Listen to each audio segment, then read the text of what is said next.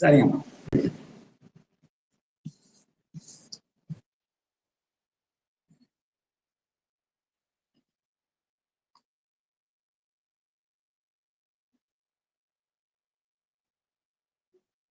சிவா திருச்சிற்றம்பலம்.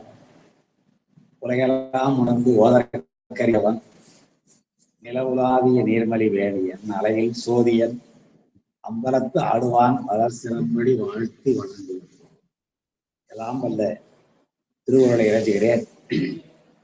திருக்கைலாய பரம்பரை திருவாவூர்துறை ஆதீனம் ஸ்ரீலஸ்ரீ 24வது குருமகா சன்னிதானம் அவர்களின் பொன்னார் திருவடி கமலங்களை மனம் மொழிமைகளால் திசை நோக்கி போற்றி பணிந்து வணங்குகிறேன்.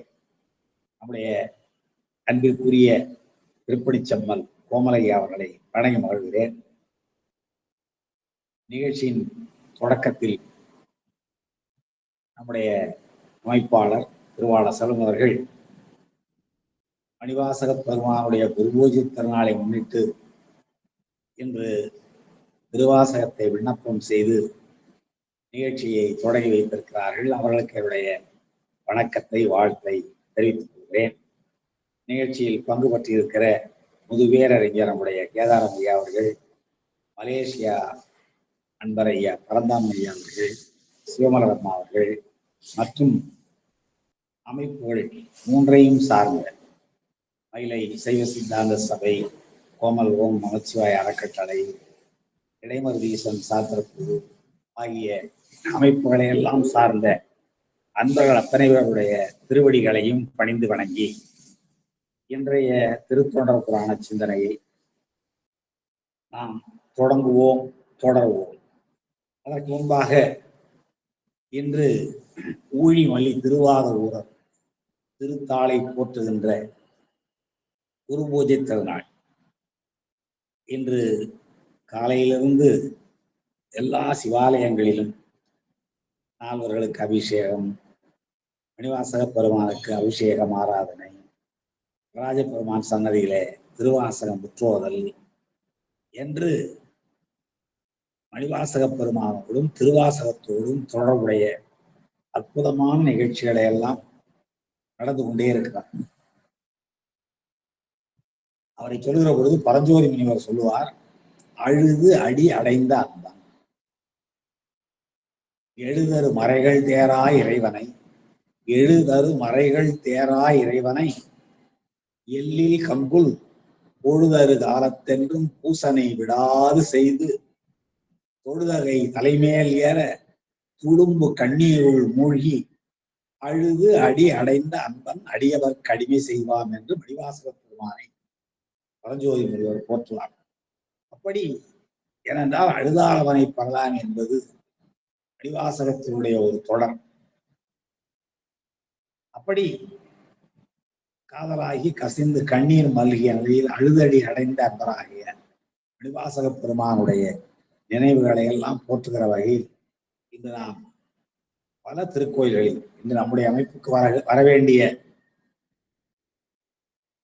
நம்முடைய மருத்துவரையா அவர்கள், டாக்டர் பரதப்பன் அவர்கள், Indian Overseas Bank regional manager Thiru Jayachandran ஐயா அவர்கள், இவர்களெல்லாம் இன்று மாலையில் நடைபெறுகிற திருவாசகம் முற்றோதலுக்கு சென்றிருக்கிறார்கள். அன்பர்கள் பலரும் நாள் முழுவதும் மணிவாசக பெருமானுடைய அந்த பெருமைகளை எல்லாம் போற்றியும் பாடியும் விழாக்களிடத்தில் சிறப்பு செய்து கொண்டிருக்கிற நிலையில் மணிவாசக பெருமானுடைய திருவடிகளையும் நாமும் வணங்கி அழுது அடி அடைந்த அன்பர் நம்மையும் தன் வழியில் கூட்டி செல்வதற்கு அருள் செய்ய வேண்டும் என்று அவருடைய திருவடிகளை போற்றி வணங்கி இன்று நாம் நம்முடைய சிந்தனை நாம் தொடர்வோம்.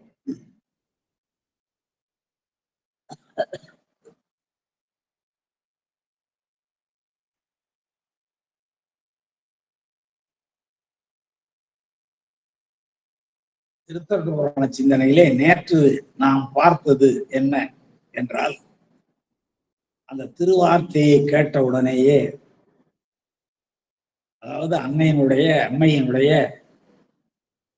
முளைப்பாலில் சிவஞான தெள்ளமுதம் குழைத்து ஊட்ட பெற்றார். அற்புதங்கள் பல நிகழ்த்த தொடங்கினார். என்ற திருவார்த்தையை அடியார்கள் உரைப்ப கேட்ட அப்பொழுதே பெருமானிடம் அருள் விடை பெற்றுக் கொண்டு போலியை நோக்கி புறப்பட்டவர் வழியில் திருநாரையூர் வழிபாடு செய்து அங்கேயும் பெருமானை போற்றி பதியங்கள் பாடி பிறகு அடியார்கள் புடைசூழ புகழி மருங்கு சார அந்த புகழி மருங்கு வருகின்ற அப்பர் சுவாமிகளை நாவுக்கரச பெருமானை எதிர்கொண்டு இவரும் அழைக்க நம்முடைய ஞானசம்பந்த பெருமானும் எதிர்கொண்டு அழைக்க, அதாவது மூண்ட அருள் மனத்து அன்பர் புடைசூழ எழுந்தருளி முன்னே வந்தார் ஞானசம்பந்த பெருமான். அவ்வாறு வந்த இருவருள் பிரியவராகிய நம்முடைய நாவுக்கரசர் தொழுது அணைவுற்று ஆண்ட அரசு அன்புருக தொண்டர் உழாத்திடையே சென்று பழுதில் பெரும் காதலுடன் அடிபணிகிறார். பழுதில்லாத காதல், அன்று தொடங்கிய காதல் பின்னையில் திருப்பூந்துருத்தியில் அந்த சிவிகையை சுமக்கிறவரை பார்க்கிறோம். அப்படி பழுதில்லாத பெருங்காதலுடைய நாவுக்கரச பெருமான் ஞானசம்பந்த பெருமானுடைய திருவடிகளில் வீழ்ந்து வணங்க, தன்னை வணங்கிய நாவுக்கரச பெருமானை தன்னுடைய எழுதறிய மலர்க்கரங்களால் பற்றி எழுப்பி எடுத்து இறைஞ்சி அடியேன் அப்பரே என்று அழைக்க, ஞானசம்பந்த பெருமான் அப்பரே என்று அழைக்க அவர் அடியேன் என்றார் என்பது வரை பார்த்தோடு மட்டுமல்லாமல், இப்படி இந்த ரெண்டு பேரும் கூடிய இந்த கூட்டத்தை கண்டு செம்பவள வாய்ப்பிள்ளையும் திருநாவுக்கரசும் என்று சிறந்த புகழையுடைய எம்பெருமக்களாகிய இருவரும் இயைந்த அந்த கூட்டத்தை கண்டு அடியார் பெருமக்கள் எல்லாம், அறநடியார் பெருமக்கள் எல்லாம் மிக்க மகிழ்ச்சி எய்தி உப்பர்களும் போற்றி செய்ப்ப தேவர்களும் கூட தங்களைப் போலவே போற்றி புகழுகிற அளவுக்கு சிவம்பெருகும் ஒலி அரகர என்னும் அந்த ஓசையினை உலகமெல்லாம் நிறைத்தார்கள் என்பது வரை நேற்று நாம் சந்தித்தோம். இப்பொழுது இரண்டு பேரும் என்ன மனத்தில் உறவு கொள்கிறார்கள் என்றால், பிள்ளையார் கடல் வழங்க 184வது பாடல் இன்று நாம் பார்க்க வேண்டிய சிந்திக்க வேண்டிய திருப்பாடல். பிள்ளையார் கடல் வணங்க பெற்றேன் என்று அரசு உவப்ப வெறுகு ஞான வள்ளலார் வாகீசர் தமை வணங்க பெற்றதற்கு மகிழ்ச்சி பொங்க உள்ளம் நிறை காதலினால் ஒருவரில் கலந்த உண்மையோடும் வெள்ள நீர் திருத்தோணி வீற்றிருந்தார் கடல் வணங்கும் விருப்பின் மிக்கார். ரெண்டு பேரும் ஒருவரை ஒருவர் சந்தித்துக் கொண்டவுடனே அளவு கடந்த மகிழ்ச்சி அடைந்தார்கள். மகிழ்ச்சிக்கு என்ன காரணம்? பிள்ளையார் கடல் வணங்க பெற்றேன், ஞானசம்பந்த பிள்ளையாருடைய திருவடிகளை வணங்குகின்ற பெரும் பேற்றினை நான் பெற்றேன் என்று உவந்தாரான் நாவுக்கரசர். ஏன்னா அவருடைய எண்ணமே தான், புகழி வருவதற்கான நோக்கமே என்ன என்றால், முன்னாடியே நாம் பார்த்திருக்கிறோம், திருவார்த்தை அடியார்கள் உரைப்ப கேட்டவுடனேயே ஆழிவிடம் உண்டவரை அம்மை திரு பாலமுதம் உண்டபோதே ஏழிசைவன் தமிழ் மாலையினாலே இவன் எம்மான் என காட்டி எம்பவல்ல காழி வரும் பெருந்தகை சீர் கேட்டலுமே அதிசயமாம் காதல் கூற நாவுக்கரச பெருமான் வாழி அவர் மலர் கடல்கள் வணங்குவதற்கு, ஞானசம்பந்த பெருமானுடைய மலர் போன்ற திருவடிகளை வணங்குவதற்கு மனத்தெழுந்த விருப்பு வாய்ப்புத்தான் அவர் அங்கிருந்து புறப்படுகிறார். அங்கே அவர் மனத்தில் எழுந்த விருப்பம் இங்கே நிறைவேறுகிறது. அதுதான் இங்கே சொல்கிறார். இந்த 178வது பாடல்ல ஈற்றடி பாருங்க, வாழியவர் மலர்கடல்கள் வணங்குவதற்கு மனத்தெழுந்த விருப்பு வாய்ப்ப. அவர் மலர்கடல்கள், அவர் என்பவர் ஞானசம்பந்த பெருமான், நமக்கெல்லாம் வாழ்வு தந்தவர். அதான் வாழியவர் மலர்கடல்கள். நாமெல்லாம் வாழும் பொருட்டு பெருமானுடைய அருளை பெற்று நமக்கு வழங்கியவர். அப்படி நாம் வாழ்வும் பொருட்டு, இந்த உலகத்தில் உள்ள எல்லா உயிர்களும் வாழும் பொருட்டு அவதரித்து திருமுறைகளை ஓதி பெருமானை அடைவதற்கான வழிகளை எல்லாம் காட்டிய ஞானசம்பந்த பெருமான் அவருடைய மலர்கடல்களை வணங்குவதற்கு மனத்து எழுந்த விருப்பு வாய்ப்ப அங்கிருந்து புறப்பட்டு வருகிறார். நாவுக்கரசர். அப்ப ரெண்டு பேரும் ஒருவரை ஒருவர் சந்தித்துக் கொள்கிறார்கள். அவரை இவர் வணங்குகிறார், இவரை வணங்குகிறார். சரி. அப்ப அவர் என்ன சொல்றாரு? பிள்ளையார் கழல் வணங்க பெற்றேன். நான் ஞானசம்பந்த பிள்ளையாரை காணப்பெற்றேன் என்று சொல்லல. ஞானசம்பந்த பிள்ளையாருடைய திருவடிகளை, கழல் என்பது தானியாக பேராக பெருமானுடைய திருவடியை உணர்த்தும். கழல் என்பது ஒரு அணிகலம். காலில் ஆடவர்கள் காலில் அணிந்து கொள்கிற ஒரு அணிகலம். அந்த அணிகலனை வணங்குவார்கள். கடல் அணிந்த திருவடியை வணங்குவார். அந்த கடல் என்பது ஆகுபெயராக திருவடியை உணர்த்தும். காலில் அணிகின்ற அடிதானே கடல். அந்த கடல் தானி, தானம் எது? கால், திருவடி. அப்ப இந்த தானி தானத்துக்கு ஆகி வந்தனால தானி ஆகுபெயர்னு பேர். திருவடி என்பது தானம், அதில் அணிந்திருக்கிற கடல் தானி. அப்ப அந்த தானி எதை உணர்த்துகிறது? கடலை வணங்கினேன் என்றால் என்ன பொருள்? கடலை அணிந்த திருவடிகளை வணங்கினேன் என்பது பொருள். அப்போ பிள்ளையார் கடல் வணங்க பெற்றேன். ஞானசம்பந்த பெருமானுடைய திருவடிகளை வணங்குகின்ற பெரும்பேறு எனக்கு கிடைத்தது, பெரும்பேற்றை நான் பெற்றேன் என்று அரசு உவப்ப என்று நாவுக்கரசர் மகிழ்ந்தார். பெருகு ஞான வள்ளலார். இப்ப நான் இந்த பாட்டுல கொஞ்சம் இடம் மாத்திடும். பிள்ளையார் கடல் வணங்க பெற்றேன் என்று அரசு ஒப்ப, வாகீசர் தமை வணங்க பெற்றதற்கு, வாகீசர் தமை வணங்க பெற்றதற்கு, வாகீசர்னா யாரு? நாவின் வேந்தர், வாக்கின் வேந்தர் ஆகிய நாவுக்கரச பெருமான். அவரை வணங்க பெற்றதற்கு பெருகு ஞானம் வள்ளலார், ஞானம் பெருகுகின்ற வள்ளலாரை ஞானசம்பந்த பெருமான் மகிழ்ச்சி பொங்க. அவர் ஓப்ப, இவர் மகிழ்ச்சி பொங்க. ரெண்டுக்கும் பொருள் ஒன்றுதான். ஓப்பதும் மகிழ்ச்சியும் பொருள் ஒன்றுதான். உள்ளத்தில் ஏற்படுகிற உணர்ச்சிக்கு புறத்தே தோன்றுகிற அடையாளமாக சில காட்சிகள், சில நிகழ்வு. இந்த உவகை, மகிழ்ச்சி என்பதற்கெல்லாம் கொஞ்சம் கொஞ்சம் வேறுபாடு. ஆனா இந்த இடத்துல ரெண்டு பேரும் மகிழ்ச்சி அடைந்தார்கள். ஞானசம்பந்த பெருமானுடைய திருவடிகளை வணங்கும் பேறு பெற்றேன் என்று நாவுக்கரசர் மகிழ்ந்தார். வாகீசர் தம்மை வணங்குவதற்கு, வணங்க பெற்றதற்கு பெருகு ஞான வள்ளலார், ஞானம் பெருகுகின்ற வள்ளல் பெருமானாக விளங்குகிற ஞானசம்பந்த பெருமான் மகிழ்ச்சி பொங்கினார். ரெண்டுக்குமே காரணம் இருக்கிறது. அவருடைய நோக்கம் என்ன? அவருடைய திருவடிகளை வணங்க வேண்டும் என்பதுதான் நாவுக்கரசருடைய நோக்கம். அந்த நோக்கம் இப்பொழுது நிறைவேறுகிறது. அதனாலே வணங்க பெற்றேன் என்று ஓப்படைந்தார். ஆனா அந்த அகப்பொருள்ல பாத்தீங்கன்னா உவகை என்பதற்கு கொஞ்சம் வித்தியாசமான பொருள் உண்டு. மெய்ப்பாடு எட்டு சொல்லுவாங்க இல்லைங்களா? நகையே அழுகை, இழிவரல் மறுக்கை, அச்சம் பெருமிதம், வெகுளி உவகை என்று அப்பால் எட்டே மெய்ப்பாடு என்பது சொல்லுவாங்க. அப்ப அது உவகை எப்ப எல்லாம் தோன்றும்?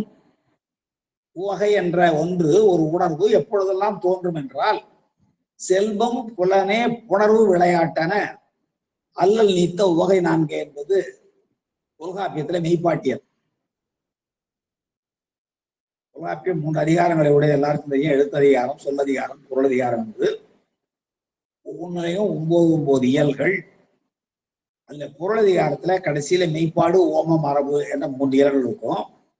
அதுல இந்த மெய்ப்பாட்டியல்ல உள்ளத்தில் தோன்றுகிற உணர்ச்சிக்கு, உண்ணத்தில் தோன்றுகிற உணர்வுக்கு, புறத்தை தோன்றுகிற உணர்ச்சி காட்டப்படும், அடையாளம் காட்டப்படும். அதான் மெய்ப்பாடு. அப்ப இந்த உவகை என்ற உணர்வு எப்பொழுது வரும் என்றால் செல்வத்தினாலே வரும். செல்வம் என்னன்னா வெறும் பணம் மட்டும் இல்லை, நம்ம ஐம்புலன்களாலும் நுகர்கின்ற நுகர்ச்சி, அனுபவம். அந்த அனுபவத்தை மகிழ்ச்சியாக அனுபவிப்பதற்கு செல்வம் வேண்டும்.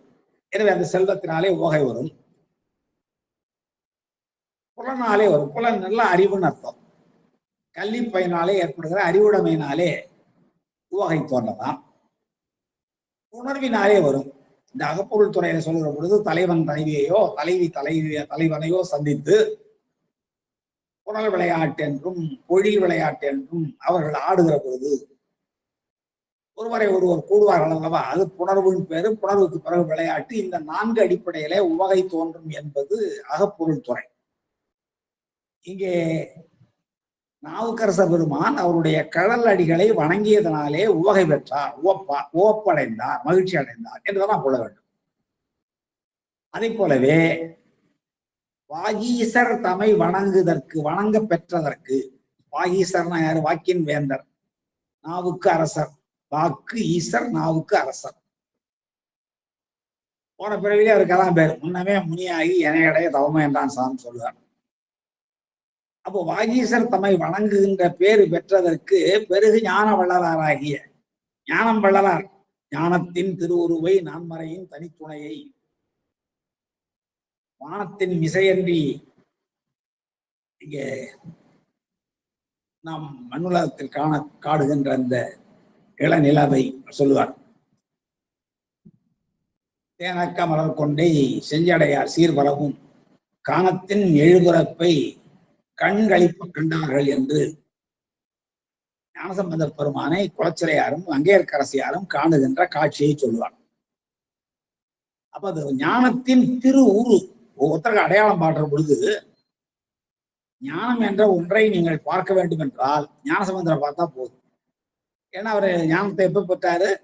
அந்த தெள்ளமுத சிவஞானத்தை உண்டவுடனே அந்த சிவஞான தெள்ளமுதத்தினாலே அவர் பெற்றது சிவனடியே சிந்திக்கும் திருப்பெருகு சிவஞானம். நல்லா பாருங்க, எல்லா ஞானம் சிவனடியே சிந்திக்கும் திருப்பெருகு சிவஞானம். அந்த பாலை உண்டதனால் ஏற்பட்ட உணர்வு. பவமதனை அறமாற்றும் பாங்கினில் ஓங்கிய ஞானம். ஞான வள்ளலார்னா சும்மா சொல்ல ஒரு சேக்கனார் சொல்றாங்க, பெருகு ஞான வள்ளலார்.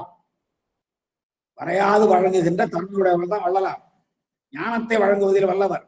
காரணம் என்ன என்றால் அவர் ஞானப்பாலை உண்டார். அதன் பயனாக சிவனடியை சிந்திக்கின்ற திருப்பெருகு சிவஞானத்தையும் பவமதனை அறமாற்றும் பாங்கினில் ஓங்கிய ஞானத்தையும் ஓமையிலா கலை ஞானத்தையும் உணர்வறிய மெய்ஞானத்தையும் தவமுதல்வராகிய சம்பந்தர் அந்நிலையில் பெற்றார் என்று சேக்கரார் சொல்கிறார். அதனால்தான் இங்கே அவ்வளவு ஞானம் பெற்றமையினாலேதான் அவரை இங்கே ஞான வள்ளலார் என்று, பெருகு ஞான வள்ளலார் மகிழ்ச்சி பொங்க. வாகீசர் தம்மை வணங்க பெற்றதற்கு பெருகு ஞான வள்ளலார் மகிழ்ச்சி பொங்கினார். அந்த இடத்த மட்டும் கொஞ்சம் மாத்திக்கணும். பிள்ளையார் கடல் வணங்க பெற்றேன் அரசுவப்ப வாகீசர் தம்மை வணங்க பெற்றதற்கு பெருகு ஞான வள்ளலார் மகிழ்ச்சி பொங்க. மகிழ்ச்சி பொங்குகிறதா? நாம் முன்பே பார்த்தது போல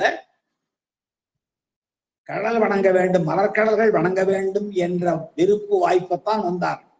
அது இங்கே நிறைவேறியதனாலே நாவுக்கரசரை பொறுத்தவரை அவர் ஓப்பதற்கு என்ன காரணம் என்றால் வழங்குகின்ற ஒரு பெரும்பேற்றை நான் பெற்றேன்.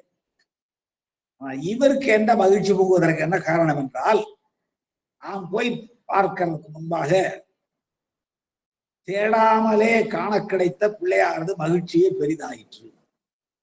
அவர் தேடி வந்தார். இவர் தேடாமலே நாவுக்கரசருடைய திருவடிகளை வணங்குகின்ற ஒரு பெரும் பேறு பெற்றார்.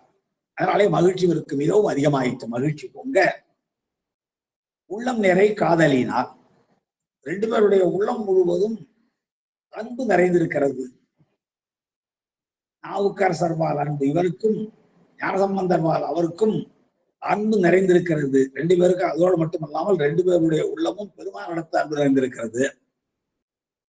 எந்த அளவுக்கு நிறைந்திருக்கிறது என்றால், வேறொன்றை புகுத்துவதற்கு இடமில்லாத அளவுக்கு அன்பு மட்டுமே நிறைந்திருக்கிறது. இறைவனை வியாபின்னு சொல்லுவாங்க. உலகம் முழுவதும் எல்லா இடங்களையும் நிறைந்திருக்கிறாங்க. அதை தாண்டி வேற ஒரு இடமே இல்லை. அதனால்தான் இறைவன் இல்லாத இடமே இல்லைன்னு சொல்றோம். ஒரு பாடல் கூட படிச்சிருக்கிறோம். அவருடைய கொடி கூட அசையாமல் இருந்ததுன்னு. ஏனென்றால் அந்த அசைவதற்கு கூட இடம் இல்லை, எல்லா இடத்திலும் பெருமானே இருக்கிறார். அதுபோல இங்க ரெண்டு பேருடைய உள்ளத்திலும் அன்பு ஒன்றுதான் முழுமையாக நிறைந்திருக்கிறது. அதான் சொல்றாரு, உள்ளம் நிறை காதலினால். ரெண்டு பேருடைய உள்ளத்திலும் நிறைந்திருக்கிற அன்பினாலே ஒருவர் ஒருவரில் கலந்த உண்மையோடும், ஒருத்தர் உள்ளத்துல ஒருவர் மாறி உள் புக்கார்கள். கொஞ்சம் கூட மாறுபாடு இல்லாத அளவுக்கு ரெண்டு பேரும் அன்பினாலே கலந்து ஒருமைப்பட்டிருக்கிறார்கள். அதான் இங்க உள்ளம் நிறை காதலினால் ஒருவர் ஒருவரில் கலந்த, அவர் உள்ளத்தில் இவரும் இவர் உள்ளத்தில் அவருமாக மாறி கலந்த உண்மையோடும் அந்த உள்ள நிகழ்ச்சியோடும் ரெண்டு பேரும் எங்க போறாங்க? வெள்ள நீர் திருத்தோணி வீற்றிருந்தார் கடல் வணங்கும் விருப்பின் மிக்கார். வெள்ள காலத்தில் ஊழி முடிவில உலகமெல்லாம் வெள்ளம் பெருக்கில் எல்லா உலகத்தில் உள்ள எல்லா ஊர்களையும் தன்னகத்து விழுங்கிக் கொள்ள அப்பொழுது காழி மட்டும் மிதந்து கொண்டிருக்கிறது அல்லவா. அதான் வெள்ள நீரில் திருத்தோணி வீற்றிருந்தார். சுத்தமாய ஓம் என்னும் பிரணவத்தினாலான திருத்தோணி. அந்த திருத்தோணியில் வீற்றிருந்தாராகிய தோணியப்பனுடைய கழல் வணங்கும். அங்க பார்க்கணும், இங்க அங்க 3 பேர் இருப்பாங்க. கீழே பிரம்மபுரீஸ்வரர், இடையிலே தோணியப்பர், மேலே சட்டநாதர். அப்போ வெள்ள நீர் திருத்தோணி வீற்றிருந்தார்கள். வெள்ளம் பெருகி வருகிற பொழுது காழி மிதந்தது, கழுமலம் மிதந்தது, தோணிபுரம் மிதந்தது. அவ்வாறு மிதந்த அந்த தோணிபுரத்தில் தோணி மீது வீற்றிருந்த அம்மையப்பர், அந்த இருவருடைய கழல் வணங்குகின்ற விரிப்பில் மிக்கவர்களானார்கள் 2 பேரும். இந்த பாடலை ஒரு முறை நான் படிக்கிறேன் பாருங்க. அரசு உவந்தார், வள்ளலார் மகிழ்ச்சி பொங்கினார். என்ன காரணத்தினால? பிள்ளையாருடைய கழல் நான் வணங்க பெற்றேன், பிள்ளையாருடைய திருவடிகளை நான் வணங்குகின்ற பேறு பெற்றேன், என்னுடைய எண்ணம் நிறைவேறிவிட்டது என்று அவர் உவந்தார். இவர் பாருங்க, வாகீசர் கழல் வணங்க, வாகீசர் தமை வணங்க பெற்றேன் என்று பெரு ஞான வள்ளலார் மகிழ்ச்சி பொங்கினார்.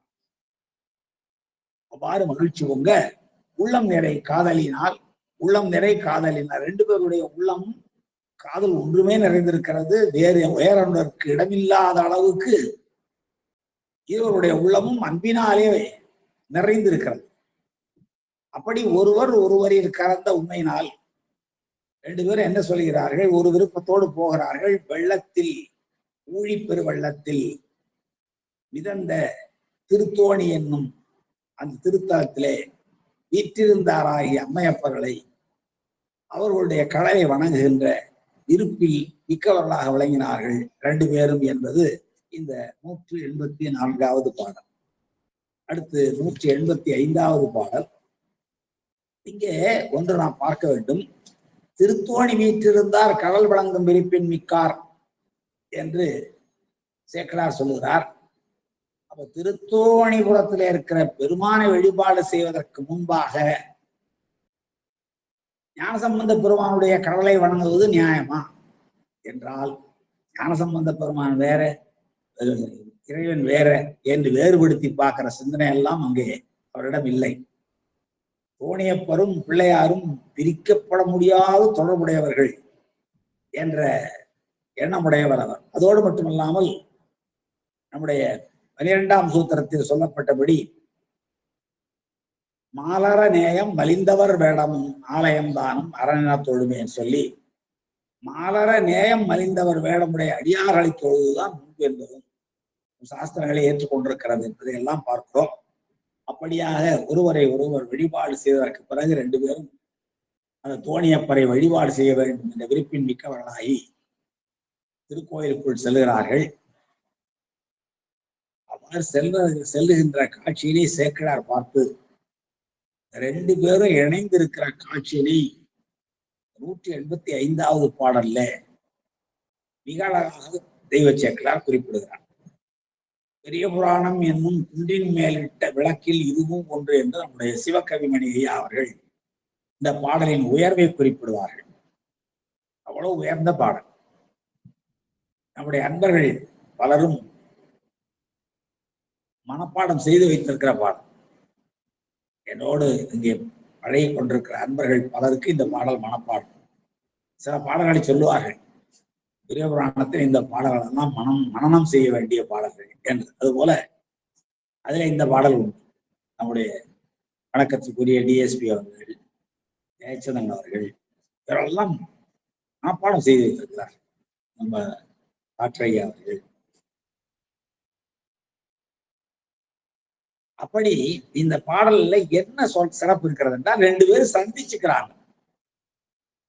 இந்த 2 பேருடைய சந்திப்பும் எப்படி இருந்தது என்பதை 3 உவமைகளின் வாயிலாக நம்முடைய தெய்வ சேக்கிழார் நமக்கு காட்டுகிறார். 3 உவமைகள். 2 பேரும் சந்திச்சுக்கிறாங்க. ஞானசம்பந்தரும் நாவுக்கரசரும். ஞானசம்பந்தர் என்ன சொல்லலாம், நாவுக்கரசர் என்ன சொல்லலாம் என்று 3 ஓமைகள் வாயிலாக மிக அருமையாக குறிப்பிடுகிறார் தெய்வச்சக்கரம். அது என்ன ஓமைகள், ஏன் 3 எடுத்தார் என்று பல ஆய்வுகளை நம்முடைய அறிஞர்கள் பலரும், இந்த பாடலுக்கு உரை எழுதிய அறிஞர்கள் பலரும் சிந்தித்திருக்கிறார்கள். இந்த பாடலை நாம் பார்ப்போம். முதல்ல, அருள் பெருகு தனிக்கடலும், அருள் பெருகு தனிக்கடலும், உலகுக்கெல்லாம் அன்பு செறி கடலுமாம் எனவும். இது ஒரு உவமை. 2 கடல், ஒன்று அருட்கடல், இன்னொன்று அன்பு கடல். அருட்பெருகு தனிக்கடலும் உலகுக்கெல்லாம் அன்பு சரி கடலுமாம் எனவும். ஒன்றாச்சுங்களா? ஓங்கும் பொருள் சமய முதல் சைவ நெறிதான் பெற்ற, ஓங்கும் பொருள் சமய முதல் சைவ நெறிதான் பெற்ற புண்ணிய கண் 2 எனவும். 2 கண், சைவத்துக்கு 2 கண், அது புண்ணிய கண் 2 எனவும். புவனம் உய்ய இருள் கடு உண்டவர் அருளும், புவனம் உய்ய இருள் கடு உண்டவர் அருளும், அகிலமெல்லாம் ஈன்றாள் திருவருளும் எனவும். இப்போ 3 ஆச்சுங்க. ஒன்று அருட்பெருகு தனிக்கடலும் அன்பு சரி கடலும் என்றும்,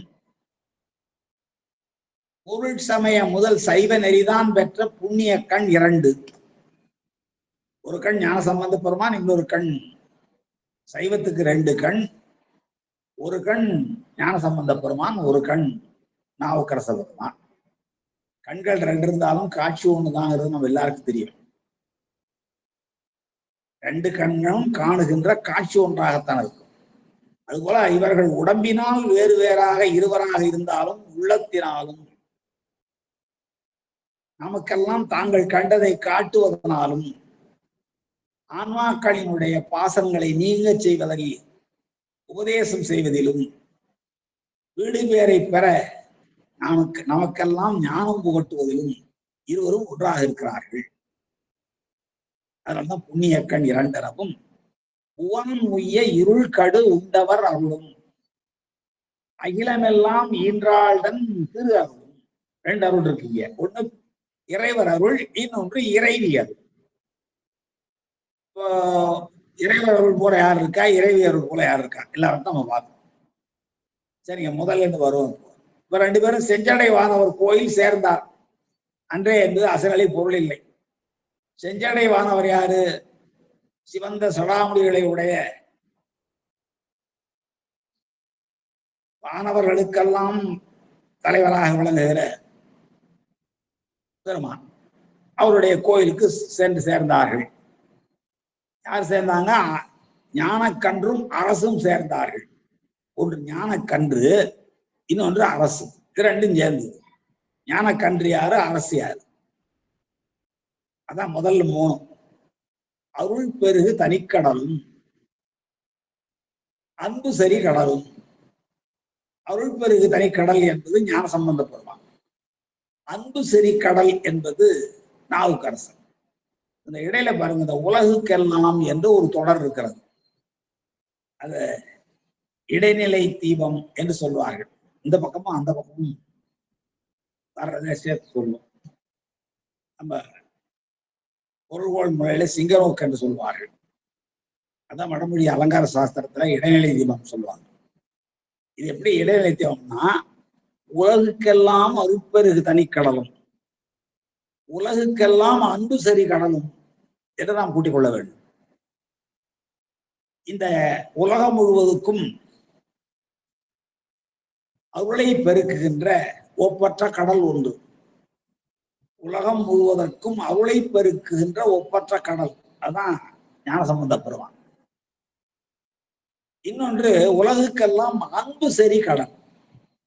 உலகம் முழுவதற்கும் அன்பு செறிந்திருக்கிற, அன்பு நிறைந்திருக்கிற கடல். 2 பேரும் கடல் எது உலோகம் பண்றார்? முதல்ல ஒரு ஒப்பற்ற கடல், இன்னொன்று அன்பு சரி கடல். ஒன்று அருள் கடல், இன்னொன்று அன்பு கடல். ஏன் அருள் கடல் அன்பு கடல் சொன்னார்னா, அருள் எதுல இருந்து வரும்? அன்புதான். அருள் என்னும் அன்பின் குழவி. அருள் என்று சொல்லப்படுவது அன்பினாலே பெறப்படுவது. அப்போ அந்த அருள் எல்லாருக்கும் பரவ வேண்டும். அருளால் பெருகுகின்ற இந்த அருள் பெருகு என்பதற்கு ரெண்டு பொருள் சொல்லலாம். ஒன்று அருளால் பெருகுகின்ற, இன்னொன்று அருளை பெருக்குகின்ற. அருளால் பெருகுகின்ற, அருளை பெருக்குகின்ற ஒப்பற்ற கடலாக ஞானசம்பந்த பெருமான் விளங்குகிறார். அதே போல உலகுக்கெல்லாம் உலகுக்கு வேணா உலகத்தில் உள்ள எல்லா உயிர்களுக்கும் அர்த்தம். உலகத்தில் உள்ள எல்லா உயிர்களுக்கும் அருள் செலுத்திய கடலாக ஞானசம்பந்த பெருமான் விளங்குகிறார். நேற்று கூட நாம் பார்த்தோம் அவருடைய அதிசயங்களை பார்க்கிற பொழுது உலகத்தில் உள்ள எல்லா உயிர்களுக்கும், மனிதர்களை மட்டும் இல்லை, ஓடம் ஒரு ஜலம் இயக்கினார், ஆண்பனையை ஈன்பனை ஆக்கினார், குடத்தில் இருந்த சாம்பல் பெண்ணாயிற்று. அப்போ உலகத்தில் உள்ள எல்லா பொருள்களுக்கும் அவளை புரிந்தவர். அதான் அருள் பெருகு தனிக்கடல், உலகுக்கெல்லாம் அருள் பெருகு தனிக்கடல். அதே போல உலகுக்கெல்லாம் அன்பு செரிகின்ற அவர் அஞ்சினாலே எல்லாத்தையும் வெல்லுகிறார். சமணர்களை என்னைக்காவது குறை சொல்லியிருக்காருன்னா, பல்லவனை இடித்து பேசியிருக்கிறாரா? இல்ல, எங்கேயுமே அவர் அது மாதிரி பேசவே இல்லை. எல்லாவற்றையும் பெருமானம் ஒப்படைத்து விட்டாரே தவிர சமணர்களை இழித்தோ பல்லவ மன்னனை கொடுஞ்சொல் சொல்லியோ அவர் இகழ்ந்து பேசியதே இல்லை. அவருடைய உள்ளமெல்லாம் நிறைந்திருக்கிறது அன்பு ஒன்றுதான். அதான் சண்டப்பாட்டிலே சொல்லிட்டாரு, உள்ளம் நிறை காதலினால் ஒருவர் ஒருவரில் கலந்த. அன்புதான் நிறைந்திருக்கிறது ரெண்டு பேருடைய உள்ளத்துல. அந்த அன்பு அருளாக பொழிகிறது. அங்க அருள் என்னும் அன்பின் குழவி, அன்புதான் அருளை உண்டாக்கும். அப்போ அந்த உலகத்தில் உள்ள எல்லா உயிர்களுக்கும் அருளை வழங்குகிற, அருளை பெருக்குகிற ஒப்பற்ற கடலாக ஞானசம்பந்த பெருமானும், உலகுக்கெல்லாம் அன்பு செறிந்த கடலாக நாவுக்கரசர் பெருமான். இப்ப ரெண்டு பேருக்கும் ஒண்ணுதான் ஓமை. ஒன்று அருட்கடல், இன்னொன்று அன்பு கடல். ரெண்டு ஒரு ஓமை சொன்னார். அடுத்தது ஓங்கும் பொருள் சமயம், அதாவது ஓங்குகின்ற பொருளுடைய சமயங்கள். எத்தனையோ சமயங்கள் இருக்கு. அதுல முதலாக விளங்குவது சைவ நெறிதான். சித்தாந்தம் படிக்கிற எல்லாருக்கும் தெரியும், 660 சமயங்கள் இருக்கின்றன. புறப்புற சமயம், புறச்சமயம், அகப்புற சமயம், அகச்சமயம். அதுக்குள்ள ஒண்ணு 6, ஒன்றொன்றுக்குள்ள கொள்கைகள் என்ன, அவற்றுடைய குறைபாடுகள் என்ன என்பதையெல்லாம் சகற்பர நிராகரணம், பரபக்கம் ஆகியவற்றின் வாயிலாக எல்லாம் நாம் நன்றாக அறிந்திருக்கிறோம். அதே போலவே சிவஞான சுவாமிகள் சூத்திரங்கள் தோறும் பிற சமய கோட்பாடுகளை கூறி மறுத்திருக்கிறார். அதையும் பார்த்திருக்கிறோம். அதனாலே இந்த பொருளுடைய சமயங்கள் எல்லாவற்றுள்ளும் முதல் சைவ நெறி சுத்தாத்வைத சித்தாந்த சைவம் தான். பொருளுடைய எல்லா சமயங்களிலும் முதன்மை பெற்று விளங்குவது, தலைமை பெற்று விளங்குவது. இதுக்கு மேல ஒன்று முடிவில்லை. சித்தாந்தம்னாலே அதான் முடிந்த முடிவு. இதற்கு மேல் ஒரு முடிவில்லை. அவ்வளவு தெளிவாக வரையறை செஞ்சுட்டாங்க. பொருளுமை மட்டும் இல்லை, அந்த பதிவினுடைய பொது இலக்கணம், சிறப்பு இலக்கணம், பசுவினுடைய பொது இலக்கணம், சிறப்பு இலக்கணம், அசத்தினுடைய பொது இலக்கணம், சிறப்பு இலக்கணம், எல்லாவற்றையும் தனித்தனியாக கூறு குறித்து இப்படிப்பட்ட சமயங்கள், எத்தனையோ சமயங்கள் இருக்கு. வேதங்களை ஏற்றுக்கொள்ளாத சமயங்கள், ஆகமங்களை ஏற்றுக்கொள்ளாத சமயங்கள், ஏற்றுக்கொள்ளாமையோடு மட்டுமில்லாமல் இகழ்குறைக்கிற சமயங்கள், தங்களுக்கென்று சில நூல்களை, இந்த வேதாகமங்களை ஏற்றுக்கொண்டாலும் கூட தங்களுக்கென்று சில நூல்களை வைத்து இவற்றைத்தான் ஏற்றுக்கொள்வோம் என்று சொல்கிற சமயங்கள் என்று இப்படி எத்தனையோ சமயங்கள் இருந்தாலும் அப்படிப்பட்ட பொருளுடைய சமயங்கள் பலவற்றுள்ளும் முதல் தன்மையோடு, முதன்மை தன்மையோடு விளங்குகிற சைவ நெறி. அந்த சைவ நெறி பெற்ற கண் 2, புண்ணிய கண் 2. சாதாரண கண் கூட இல்லை, அது புண்ணிய கண் 2. அதுக்கு அருமையான ஒரு உபாய் சொல்றார்கள். காகத்து இருகண்ணில் கொன்றே மணிகலந்தாங்கு. அது ஓமை. அந்த உயிரியல் படி எப்படின்னு நமக்கு தெரியாது. ஆனா காகத்துக்கு ஒரு கண்ணுதான் இருக்கு, மணி ஒன்றுதான் இருக்கும். அது இந்த பக்கமா அந்த பக்கம் திரும்பி பார்க்கிற பொழுது அது தெரியும். கண்மணி ஒன்றுதான் என்று சொல்லுகிற வழக்கம் உண்டு. அது திருக்கோவையார் மணிவாசக பெருமான் பாடியிருக்கிறார். காகத்து இருகண்ணிற்கு ஒன்றே மணிகலந்தாங்கு என்றபடி கண்கள் இரண்டாயினும் அவற்றினுள் சென்று கண்டு புலம் செய்து விளக்கும் உயிர் உணவு ஒன்றே ஆகும். இது காக்கைக்கு மட்டும் நாம கூட 2 கண்டு இருந்தாலும் காட்சி ஒன்றுதான். அந்த வகையில் புண்ணிய கண் இரண்டாக நாவுக்கரசரும் ஞானசம்பந்தரும் நாவுக்கரசரும் வழங்குகிறார்கள். எனவும் எனவும்னா போலவும் என்றுதான் பொருள் கொள்ள வேண்டும். அப்படி பாருங்க, உலகுக்கெல்லாம் அருள் கடலும் உலகுக்கெல்லாம் அன்பு சரி கடலுமாம் போலவும் ஓங்கும் பொருள் சமயம் முதற் சைவ நெறிதான் பெற்ற உயர்ந்த நெறி சைவ நெறி, பிற சமயங்கள் எல்லாம் சொல்லாதவற்றை எல்லாம் தெளிவுபடுத்துகிற நெறி. அப்படிப்பட்ட சைவ நெறி தான் பெற்ற கண் 2, புண்ணிய கண் 2 என்பது போலவும் ஊனம் உய்ய, இந்த உலகம் உய்வதற்காக பெருமான் என்ன பண்றாரு, பார்க்கடல்ல எழுந்த அந்த கருநிறமுடைய நஞ்சை உண்டார் அல்லவா, அது சொல்லார். அகிலமெல்லாம் புவனம் உய்ய இருள் கடு உண்டவர் அருளும். இந்த உலகமெல்லாம் வாழ வேண்டும், உலகத்தில் உள்ள எல்லா உயிர்களும் காக்கப்பட வேண்டும் என்பதற்காக அந்த கடலில் தோன்றிய இருள் கடுன்னா விஷம் அர்த்தம், கடுன்னா நஞ்சு. கடு சிரித்தாலும் காரம் போகாதுன்னு சொல்லுவாங்க. கடு சிரித்தாலும் காரம் போகாதுதான் பழமொழி. நம்ம அதை சிரிச்சு கடுகு சிரித்தாலும் காரம் போகாது. கடுகுக்கும் காரத்துக்கும் சம்மந்தமே இல்லை. கடு சிரித்தாலும் காரம் போகாது என்றால் நஞ்சு அளவில் சிறியதாக இருந்தாலும் அதனுடைய இயல்பு குன்றாது என்பதுதானே பொருள். அப்படி இருள் கடு உண்டவர், பார்க்கடலிலே தோன்றிய இருள் கருநிறமுடைய அந்த நஞ்சை உண்டவருடைய அருளும், அந்த சிவனாருடைய அருளை போல இருப்பவர் யாருந்தால் ஞானசம்பந்த பெருமான். கடு உண்டவர் அருளும் அகிலமெல்லாம் ஈன்றாள் தன், இந்த உலகம் எல்லாவற்றையும் ஈன்றாள் பெற்றவள் யாரு, அம்மைதானே. அது இறைவருடைய திருவருள், அது இறைவர் அருள், இது திரு அருள். ஈன்றாள் தன் திருவருளும் எனவும், அது போலவும் 3 ஓமை சொல்லியாச்சு. ஒன்று அருட்கடலும் அன்பு கடலும் போலவும், இன்னொன்று புண்ணிய கண் 2 போலவும், மூன்றாவது இறைவருடைய அருளும் இறைவியினுடைய திருவருளும் போலவும் தெருள் கலைஞான கன்றும், தெளிவு பெற்ற கலைஞானம். அதான் ஓமையிலா கலைஞானம் உணர்வறிய மெஞ்ஞானம். அத கலைஞான கன்றாக கன்று என்றது உருவம், ஞானக்கன்றாக விளங்குகிற ஞானசம்பந்த பெருமானும் அரசும். இப்ப நீங்க வர அந்த நிரல் நிறை வரிசை வச்சு பாத்தீங்கன்னா, அருட்பெருகு தனிக்கடல் ஞானக்கன்று, சைவ நெறி கண்ணில் வலக்கண் ஞானக்கன்று, இருள் கடு உண்டவராகிய சிவபெருமானுடைய இறைவர் அருள் ஞானக்கன்று. இது ஒரு நிறையாச்சுங்களா, ஒரு வரிசை. அடுத்த வரிசையை பாருங்க.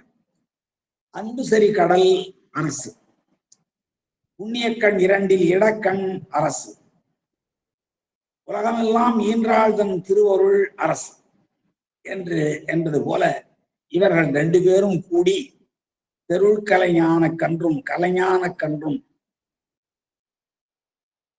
தெளிந்த கலைகளை எல்லாம்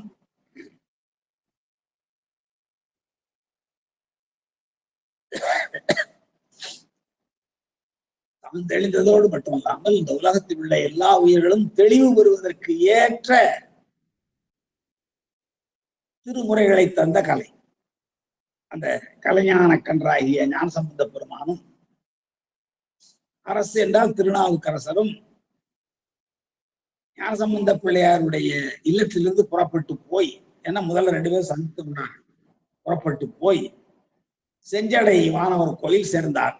சரிங்க, இப்போ இந்த பாடலுடைய சிறந்த நயங்களை எல்லாம் நாம் பார்க்க வேண்டும்.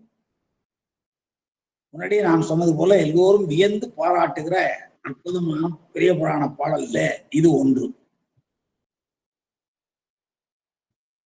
இந்த அருட்கடல் அன்பு கடல் என்று ரெண்டு பேரை சொன்னாலும் அன்பு வரையறை இல்லாமல் பெருகுதல் தான் அருள். ஞானசம்பந்தர் அன்பில்லாத பொருள் இல்லை. இவர் அன்பினும் அது மிகப்பெரியது, வரையறையின்றி பெருகுவது. அதான் அருள் என்னும் அன்பின் குழவி. அன்புதான் அருளை உண்டாக்கும். எல்லாம் அவருடைய அற்புத செயல்கள் எல்லாம் எடுத்துங்க. இந்த மூன்று செயல்களை போகட்டும். பின்னாடி திருமருகல்ல ஒரு வணிகனை பிழைக்க வைக்கிறார். அந்த அவனுடைய அந்த பெண் இருந்தாலே மணந்து கொள்ள வேண்டிய பெண், தைப்பூர் தாமனுடைய மகள், அவளிடத்து கொண்ட அன்புதான் அருளாய் மாறி இவனை பிழைக்க வைத்தது, திருமணம் செய்விக்க வைத்தது. முயலகன் மகள் அந்த பெண்ணின் மீது கொண்ட அன்புதான் அருளாய் மாறி அவளை அந்த நோயிலிருந்து விடுவித்தது. நீங்க எல்லா நிலையும் பார்த்தாலும் அங்கே முதலில் அடிப்படையில் அன்பு இருந்து அது அருளாக பரிணமிக்கிறது. ஞானசம்பந்த பெருமான் அதான் இங்க அருட்பெருகு தனிக்கடல் என்று சொன்னார்.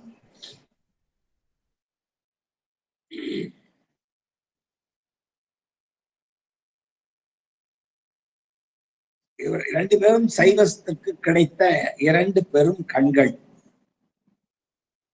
இவர்களுடைய பாடல்கள் வாயிலாக, இவர்களுடைய திருமுறைகள் வாயிலாக நாம் இந்த உலகத்தை காண்கிறோம், பெருமானை பார்க்கிறோம், சிவத்தை உணர்கிறோம், வாசநீக்கம் பெறுகிறோம், சிவப்பேர் எய்துகிறோம் என்றால் இவர்கள் தனித்தனியாக இருவராக இருந்தாலும் உருவத்தால் இருவராகியும் இவர்களுடைய எண்ணமெல்லாம் ஒன்றாக இருப்பதனாலே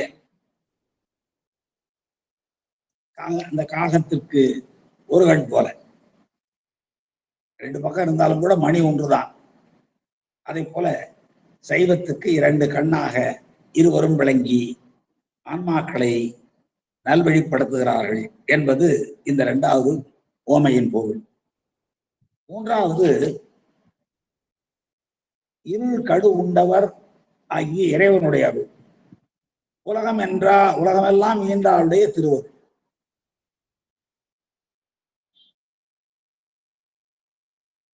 இதுல வலக்கண் என்பது பெருமானுடைய கண், இடக்கண் என்பது அம்மையினுடைய கண். இப்ப ஞானசம்பந்த பெருமான் வலக்கண்ணாகவும் நாவுக்கரசர் இடக்கண்ணாகவும் இங்கே ஓமை வயலாக விளக்கப்படுகிறார். ஆக இந்த பாடல் வழியாக என்ன உணர்த்த விடைகிறார் என்றால், அருளும் அன்பும் கூடுவது போலவும் ஞானசம்பந்த பெருமானும் நாவுக்கரசரும் கூடிய அந்த கூட்டம் எப்படி இருக்கிறது என்றால், எல்லாத்தையும் விட்டுருங்க, அருளும் அன்பும் ஒன்றாக கூடுவது போலவும், அருளும் அன்பும் ஒன்றாக சேர்றது போலவும், ரெண்டும் பண்பு தான், காட்டலாக பண்பு தான், அந்த ரெண்டும் ஒன்றாக சேர்வது போலவும், கண்ணிரண்டும் கண்கள் இரண்டு இருந்தாலும் காட்சியில் ஒன்றாக கூடுவது போலவும், இந்த ரெண்டும் புண்ணிய கண்கள் இரண்டாக இருந்தாலும் காட்சியில் ஒன்றுதான்.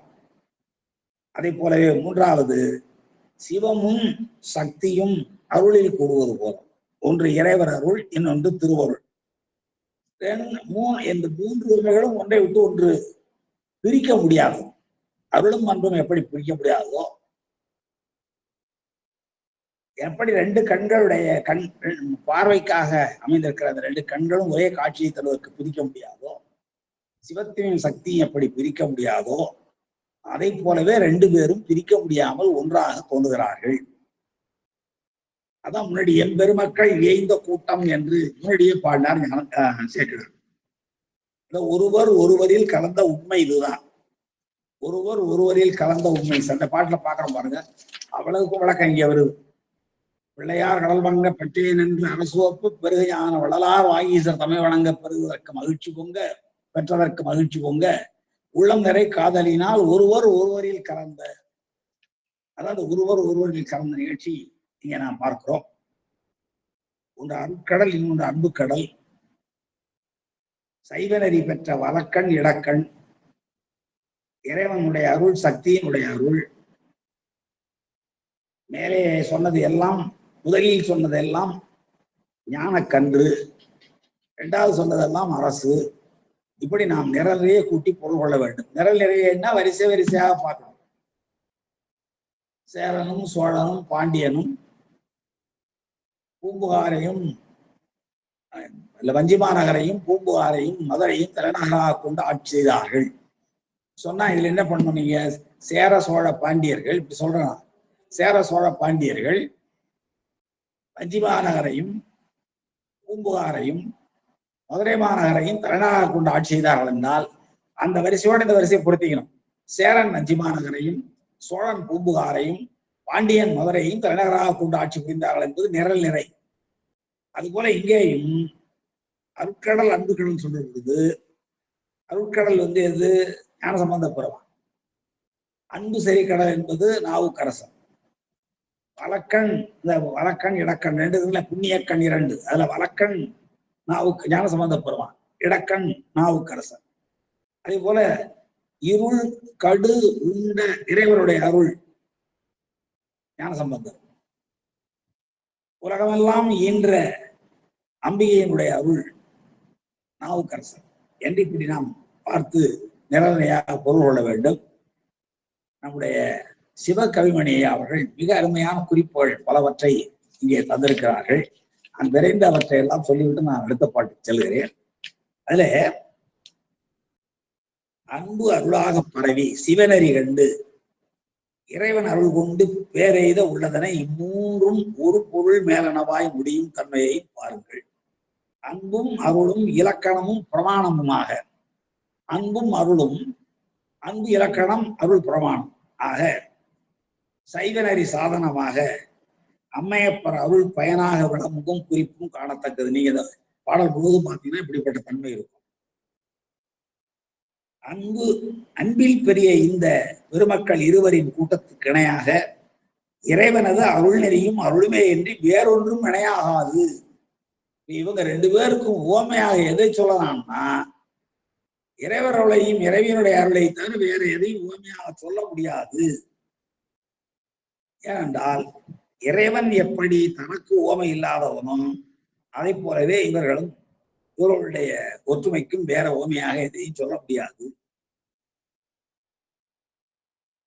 இன்னும் சொல்கிறார், அவனை தமக்குள்ளே நிறைய கண்டு திளைத்து நின்று வேறொன்றும் காணாத பெருமக்கள் ஒருவரோடு கூடிய போது விளையும் சிவானந்த மேலீட்டுக்கு வேறொன்றும் ஓமை ஆகாது என்றும் இந்த ஆசிரியர், நம் உரையாசிரியர் ஒரு செய்தியை தருகிறார்.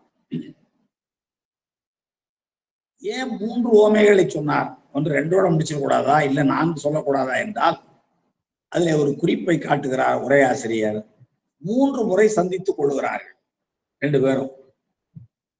முதல் முறை சந்திக்கிறது இப்போ முதல்ல ஞானசம்பந்த பெருமானும் நாவுக்கரசனும் 3 முறை சந்திக்க இருக்கிறார்கள். இது முதல் சந்திப்பு. நண்பர்கள் எல்லாருக்கும் தெரியும். ஏன்னா ஞானசம்பந்த பெருமானுடைய வரலாறையும் நாவுக்கரசனுடைய வரலாறையும் முழுமையாக பயின்றவர்கள் தான் இந்த அரங்கத்தில் இருப்பதனாலே எல்லாருக்கும் தெரியும். 3 முறை சந்தித்துக் கொள்கிறார்கள். இந்த முதல் முறையான சந்திப்பு தான் இப்பொழுது நடந்த சீர்காழியிலே நடந்த சந்திப்பு. இந்த சந்திப்புக்கு தான் இந்த 3 உவமைகளை சொல்கிறார் நம்முடைய சேக்கடார் பெருமான். அடுத்த 2வது முறையாக எங்கே சந்தித்துக் கொள்கிறார்கள் என்றால், நேற்றே நான் சொன்னேன், ஞானசம்பந்த பெருமான் திருப்போலூரிலே இருப்பார். அப்பொழுது நாவுக்கரசர் திருவாதிரை திருநாளினுடைய சிறப்பை எல்லாம் திருவாரூரில் கண்டு திருப்போலூர் நோக்கி வந்து கொண்டிருக்கிறார். அவ்வாறு நாவுக்கரசர் வருகின்ற அந்த கேள்விப்பட்ட உடனே அடியார்களோடு சென்று ஞானசம்பந்த பெருமான் அவரை வரவேற்பார். அப்ப வரவேற்கிற பொழுதுதான் அந்த முத்தவிதானம் அணிக்கவரிங்கிற அந்த பதிகம் பாடி ஆதிரை நாளாம் மதுவண்ணம் என்று பாடல் தோறும் ஆதிரை நாளுடைய சிறப்பை திருவாரூரில் தாம் கண்டு மகிழ்வு சிறப்பை எல்லாம் நாவுக்கரச பெருமான் ஞானசம்பந்தருக்கு சொல்லுவார். அதை கேட்ட உடனே அங்கிருந்தபடியே அவர் திருவாரூருக்கு சென்று விடுவார். பிறகு திருப்போலூருக்கு வருவார். அந்த சந்திப்பு தான் மிக நீண்ட காலம் தொடர்ந்த சந்திப்பு. பல தலங்களுக்கும் செல்வார்கள். ஞானசம்பந்த பெருமான் சிவிகையில் செல்வார், இவர் அடியார்கள் கூட்டத்தோடு நடந்து செல்வார். இப்படி பல திருத்தலங்களுக்கும் செல்வார்கள், அங்கே இறைவனை பாடுவார்கள். அவ்வாறு செல்கிற பொழுதுதான் திருவழிமடலையிலே சென்று படிக்காசு பெற்று பஞ்சம் தீர்த்தார்கள். அதன் பின்னாலே திருமறைக்காடு சென்றார்கள். இடையிலே நிறைய தலங்களை சந்தித்திருக்கிறார்கள். முக்கியமானது மட்டும் நான் சொல்கிறேன். திருமறைக்காட்டுக்கு செல்கிறார்கள். அங்கே கதவம் திறக்கப்பாடும்படியாக ஞானசம்பந்த பெருமான் சொல்ல திறக்கப்பாடுகிறார், அவர் அடைக்கப்பாடுகிறார். அதுக்கு பின்னாலே நடந்த நிகழ்ச்சிகள் தெரியும். மதுரையில் இருந்து மங்கையர்க்கரசியாரும் குலச்சிறையாரும் பரிசனங்களை அனுப்பி ஞானசம்பந்த பெருமானை அங்கே அழைக்கிறார்கள். அப்போ ஞானசம்பந்த பெருமானுக்கு நாவுக்கரசர் சொல்கிறார், சமணர்கள் மிக கொடியவர்கள், அவர்களால் பல துன்பங்களை நான் பட்டிருக்கிறேன், அதோடு இந்த நாளும் கோளும் சரியில்லை, எனவே நானே போகிறேன் எல்லாம் சொல்லி தடுத்து பார்த்து கூட அவர் அந்த கோடது பதிகமெல்லாம் பாடி இவரை இங்கே இருக்க செய்துவிட்டு தான் மட்டும் புறப்பட்டு செல்வார். அதன் பிறகு அங்கே அனல்வாதம், சுரவாதம், அனல்வாதம், புனல்வாதம் நடைபெறும். சமணர்கள் கழுவேற்றப்படுவார்கள். இந்த நிகழ்ச்சி முடிந்த உடனே அவர் சோழ நாட்டுக்கு வந்துருவார். இவர் வடபுலம் சென்றிருப்பார். சென்று விட்டு இவர் திரும்பி வருகிற பொழுது திருப்பூந்துருத்திக்கு போய் மடம் கட்டி அங்கே அமைந்திருப்பார். ஞானசம்பந்த நாவுக்கரசு வரும். ஒரு 2 சந்திப்பு முடிஞ்சு போச்சு. வேதவனத்தில் 2 பேரும் பிரிந்து போனார்கள். வேதாரண்யத்திலிருந்து 2 பேரும் பிரிஞ்சு போயிட்டாங்க. இவர் பாண்டிய நாட்டுக்கு போயிட்டார், இவர் வடபுலம் போயிட்டார். அப்போ திரும்பி வந்தவர் இவர் எங்க சோழ நாட்டுக்கு வர்றார். உங்களுக்கு தெரியும், அங்க கொல்லம்புதூர் வந்து அதுக்கு பிறகு பல தலங்களை தரிசித்துக் கொண்டு இந்த கோயில் பத்த வருகிற பொழுது இந்த புத்தநந்தியினுடைய தலையில் இடிவிழச் செய்து பௌத்தர்களோடு வாதிட்டு வென்று அதன் பிறகு தன்னுடைய பயணத்தை தொடர்ந்தார். அங்கே வருகிற பொழுதுதான் திருக்கடவுருக்கு வந்துவிட்டு இங்கே அப்பர் திருப்பூந்துருத்திலே மடம் அமைத்து தங்கியிருக்கிறார் என்ற தகவலை அறிந்து அப்பரை காணுவதற்காக வருவார். ஞானசம்பந்த பெருமான் வருகிறார் என்று கேள்விப்பட்டவுடனே திருப்பூந்துருத்தி மடத்தில் இருந்த நாவுக்கரச பெருமான் அந்த சிவிகையை சுமந்து வருகிறவர்கள் கூட்டத்திலே யாரும் அறியாமல் புகுந்து சுமந்து வருவதை பார்க்கிறோம். எங்க உற்றார் அப்பரான உம்மடிகள் தாங்கும் பேரு பெற்று இங்கே இருக்கிறேன்னு சொல்லுவார். அப்படி அது 3வது சந்திப்பு.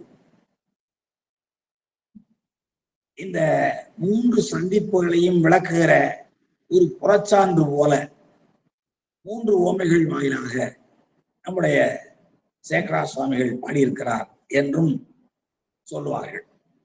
இந்த நிகழ்ச்சிகளை எல்லாம் நம்முடைய சி.கே.எஸ். அவர்கள் மிக விரிவாக எழுதியிருக்கிறார்கள். அவற்றை அன்பர்கள் படி தெரிந்து கொள்வார்களாக. இந்த இருள் கடு உண்டவர் அவர்களும் உலகமெல்லாம் ஈன்றாழ்தன் திருவருளும் என்ற அந்த 3வது உவமையை பற்றி சொல்கிற பொழுது, கடு உண்டவர் என்றது சாதலை இறப்பை நீக்குவது இல்லைங்களா? ஏன் விஷத்தை குடிச்சார் அவரு? தேவர்களுக்கும் மற்ற உயிர்களுக்கும் ஏற்படுகின்ற சாவு, துன்பம், இறப்பு ஆகியவற்றிலிருந்து அவற்றை காப்பதற்காக பெருமான் கடு உண்டார். உலகம் என்றால் என்பது பிறப்பை குறிப்பது. பிறப்பை கொடுத்து சாதலையும் பிறப்பையும் நீக்க துணை செய்வது. இப்படி பல சிறப்பான குறிப்புகளை நாம் இந்த உரையில் காண்கிறோம். சக்தியும் சிவமும் ஒன்றே, அவ்வொன்றை 2ஆக கூறுவது உபசாரம் தானே தவிர உண்மையில் 2 ஒண்ணுதான். அது நம்ம நல்லா தெரியும். ஒன்றவன் தானே இரண்டவன் இன்னருடன் எல்லாம் பார்த்திருக்கிறோம். அது தாதான்மிய சம்பந்தம் சொல்லுவோம். அதுபோல திருநாவுக்கரசரும் திருஞான சம்பந்தரும் வடிவத்தினாலே உருவத்தினாலே வேறுபட்டவர்களாக இருந்தாலும் கூட திருவருளில் இருவரும் ஒருவர் என்னும் கருத்து இந்த பாடல் வழியாக நன்றாக விளக்கப்பட்டிருக்கிறது. நாம் நன்றாக சிந்திக்க வேண்டும். சிவமும் சக்தியும் வெவ்வேறு இல்லை, 2 ஒண்ணுதான். அது ஆற்றலா வெளிப்படுகிற பொழுது அருளாக வெளிகிறது பார்க்கிறோம். நம்ம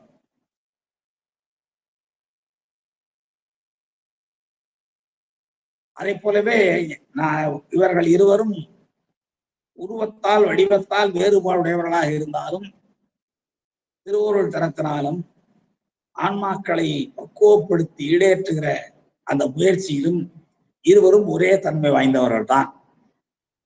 அதனாலே தான் இங்கே 2-3 உவமைகள் மிக அருமையாக சொல்லப்பட்டன. இவர் சைவ வடக்கன் போலவும் அவர் இடக்கண் போலவும் நாவுக்கரசர் வழங்கினார். அன்பும் சைவ இடக்கண்ணும் சக்தி அருளும் அந்த மூன்றும் நாவுக்கரசருக்கு, அருளும் சைவ வடக்கண்ணும் சிவன் அருளும் ஞானசம்பந்தருக்கு உண்மைகளாக சொல்லப்பட்டன.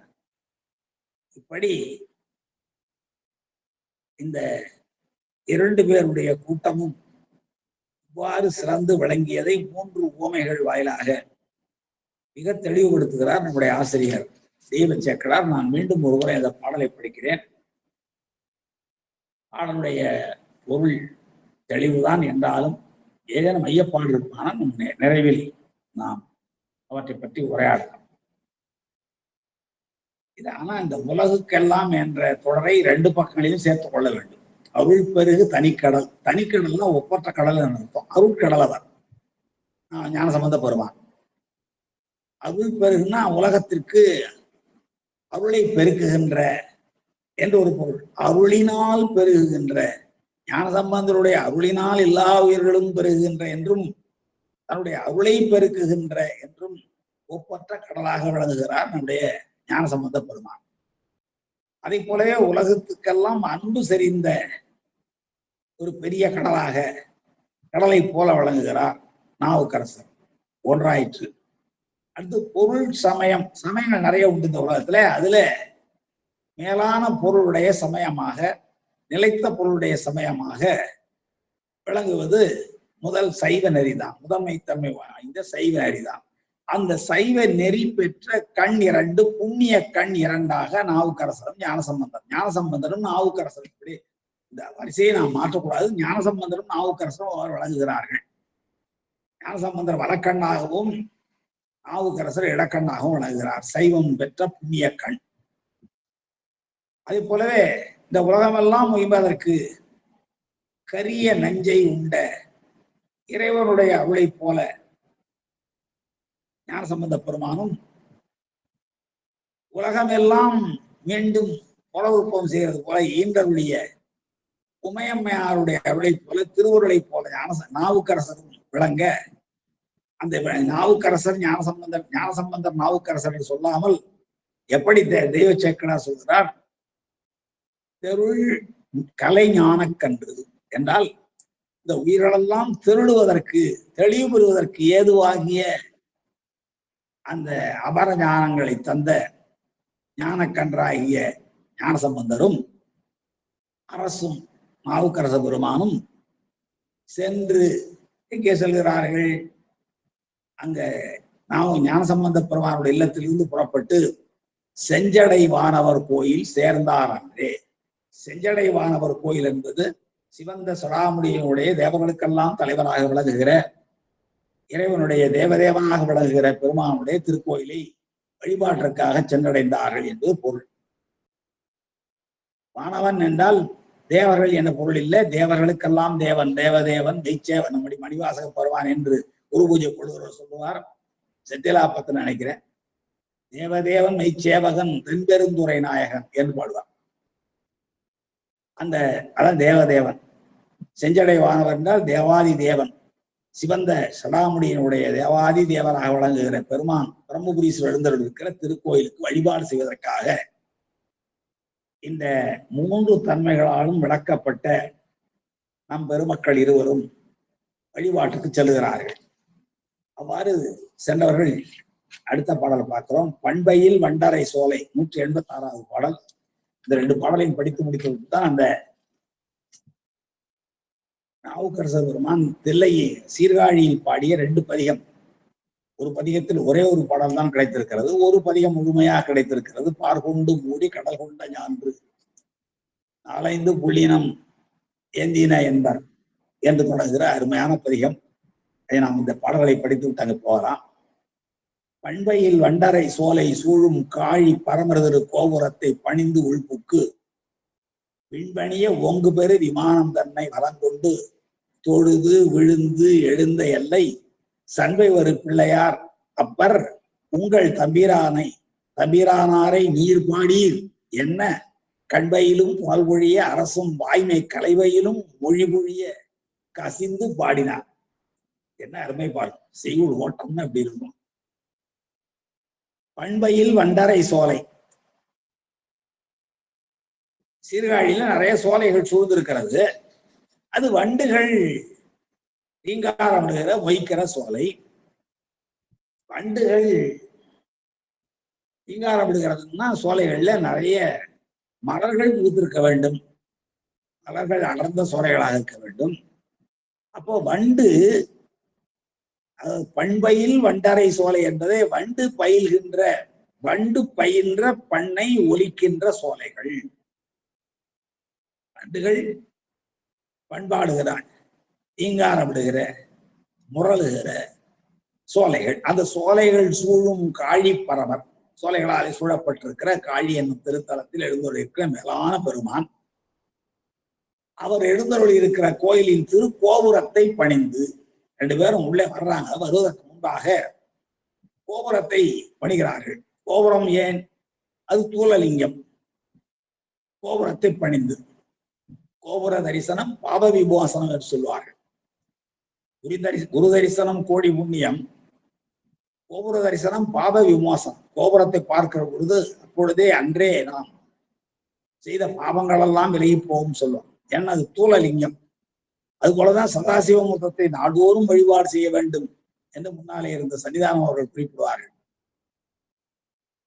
அவ்வாறு நாள்தோறும் இந்த சதாசிவமூர்த்தத்தை வழிபாடு செய்வதன் வாயிலாக நாம் அன்றன்று சேர்த்து வைத்திருக்கிற அந்த வினைகள் எல்லாம் ஒழிந்து போகும் என்பார்கள்.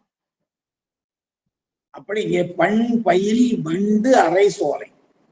வண்டுகள் பண்ணை பயின்றிருக்கின்றன, அவற்றை ஒலிக்கின்றன.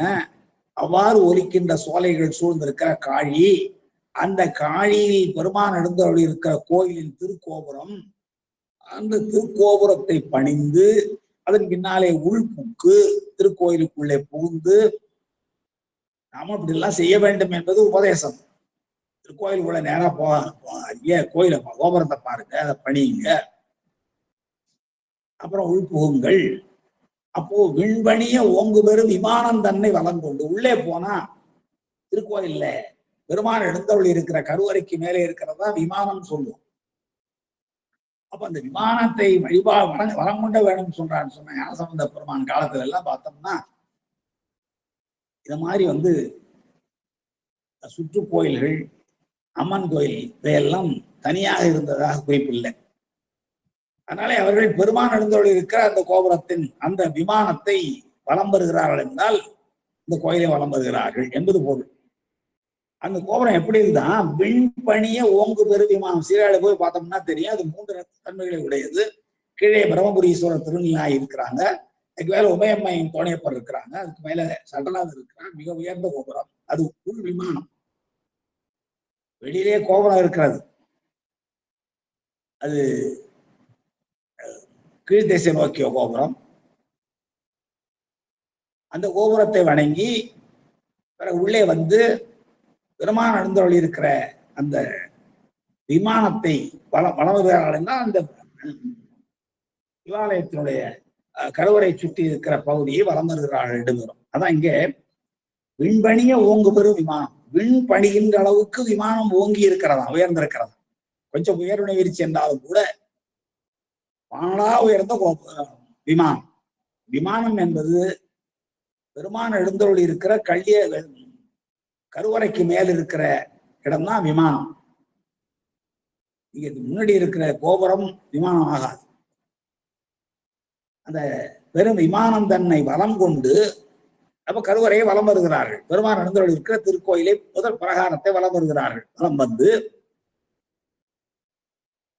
தொழுது விழுந்து எழுந்த எல்லை. 2 பேரும் தொழுகிறார்கள், விழுந்து வணங்குகிறார்கள், எழுகிறார்கள். எழுந்த நேரத்துல, எழுந்த எல்லை அந்த நேரத்தில் சண்பை வரு பிள்ளையார். சண்பை என்பது 12 திருப்பெயர்களிலே ஒன்று, உங்களுக்கு தெரியும். அந்த சண்பை என்னும் கோரை புல்லாலே அடித்து கொண்டு யாதவ வம்சமே அழிந்தது. அதனால ஏற்பட்ட பழி நீங்க கிருஷ்ண பரமாத்மா வழிபாடு செய்யறதுனால அது பேர் சண்பை என்று பெயர். தெரியும் அந்த சண்பை வந்த கதை. வழிமொழி திருராகம் சீர்காழி அருணாசல கவிராயர் பாடிய அந்த சீர்காழி தலபுராணம் ஆகியவற்றின் வாயிலாக எல்லாம் நாம் அந்த 12 திருப்பெயர்களுக்கான காரணங்களை தெரிந்து கொள்ளலாம்.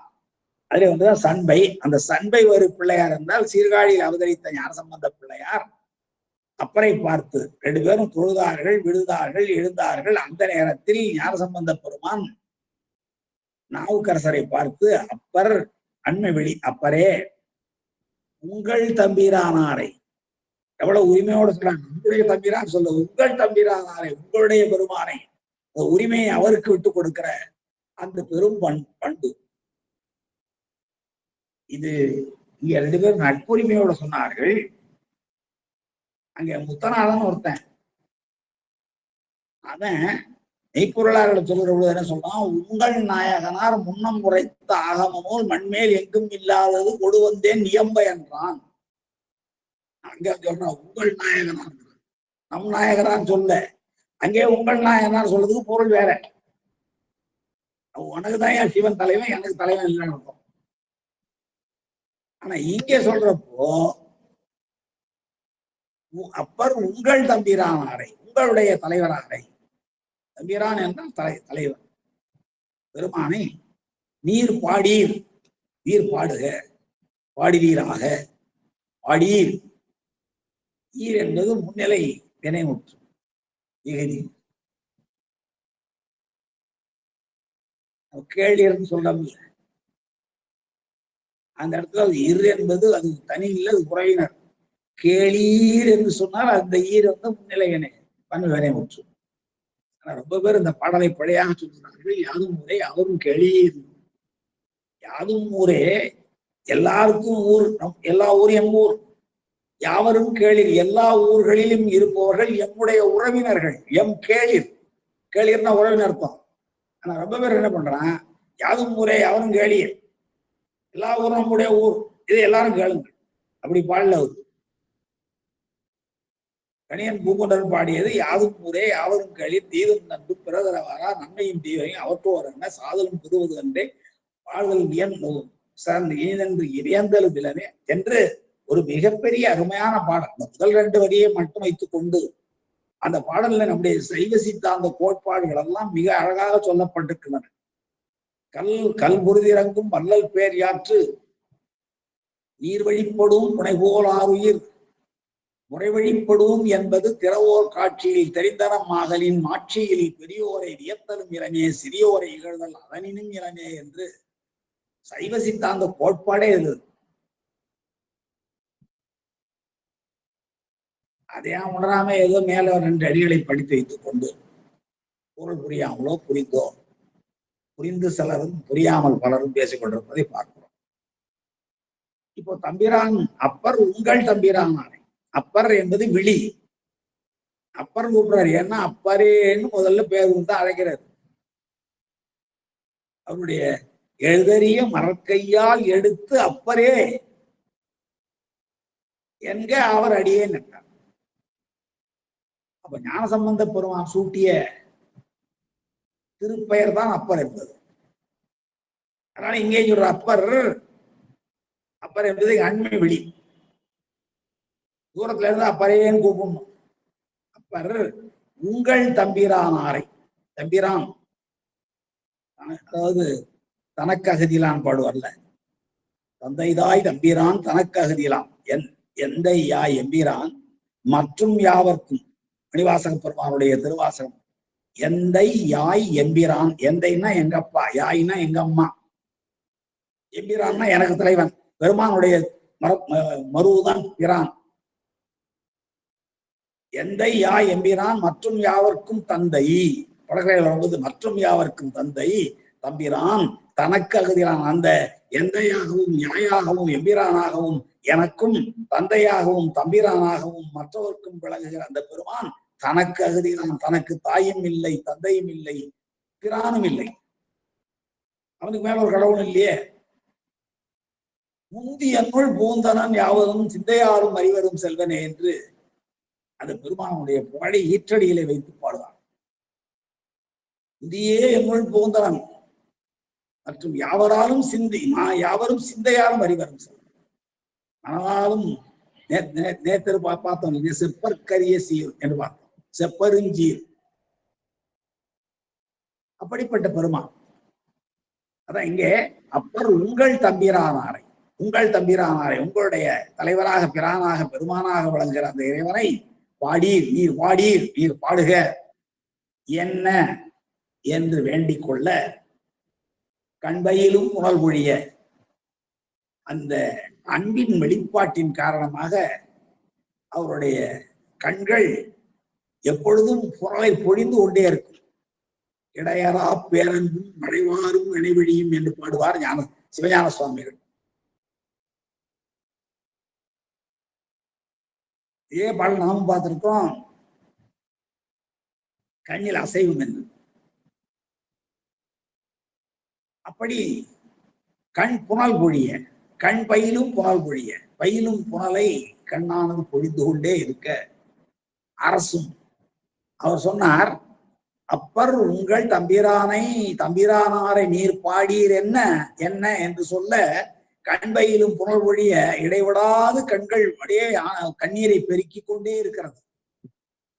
அதான் புனலை பொழிது இடைவிடாது பெருகிக் கொண்டே இருக்கிற அந்த கண்ணீரை பொழிய அரசும் நாவுக்கரசரும் வாய்மை கலைபயிலும் என்றால் சிவகலைகள் எல்லாம் சேர்ந்து விளங்குகிற பயிலும் மொழியினை பொழிய கசிந்து பாடினார். வாய் பொழியுமாறு கசிந்து பாடினார், உள்ளம் கசிந்து பாடினார். அதான் இந்த பார்கொண்ட அந்த பதிகம். பார்கொண்டு மூடி கடல் கொண்ட ஞான்று என்று ஒரு அருமையான பதிகம் நாங்கள் திருடி பார்க்க இருக்கிறோம்.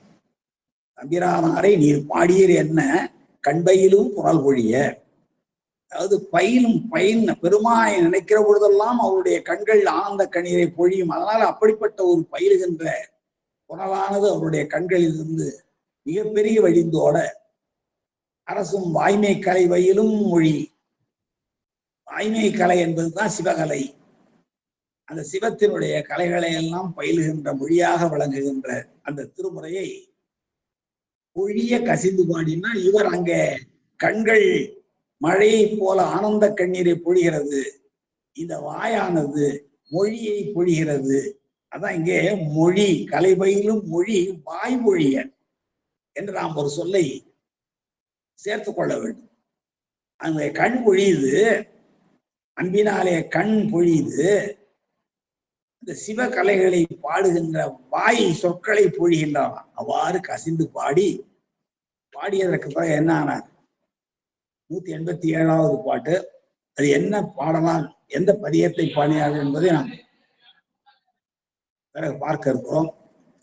அதுக்கு முன்னாடி இந்த 187வது பாடலை பாருங்கள். பெரிய பெருமாட்டியுடன், அம்மையாருக்கு பேர் அந்த ஊர்ல பெரிய நாயகி அம்மை, திருநெல்வேலி நாயகி அம்மை, பெரிய நாயகி அம்மை எல்லாம் பெயர். பெரிய பெருமாட்டியுடன் தோணி மீது பேணி வீற்றிருந்தவர்களும் பிரான் முன் என்று. அப்ப இவங்க தோணியப்பருக்கு முன்னாடி நின்று பாடுகிறார்கள். கீழே திருநெல்வேலி நாயகியும் பிரம்மபுரீஸ்வரரும் இருக்கிறார்கள்.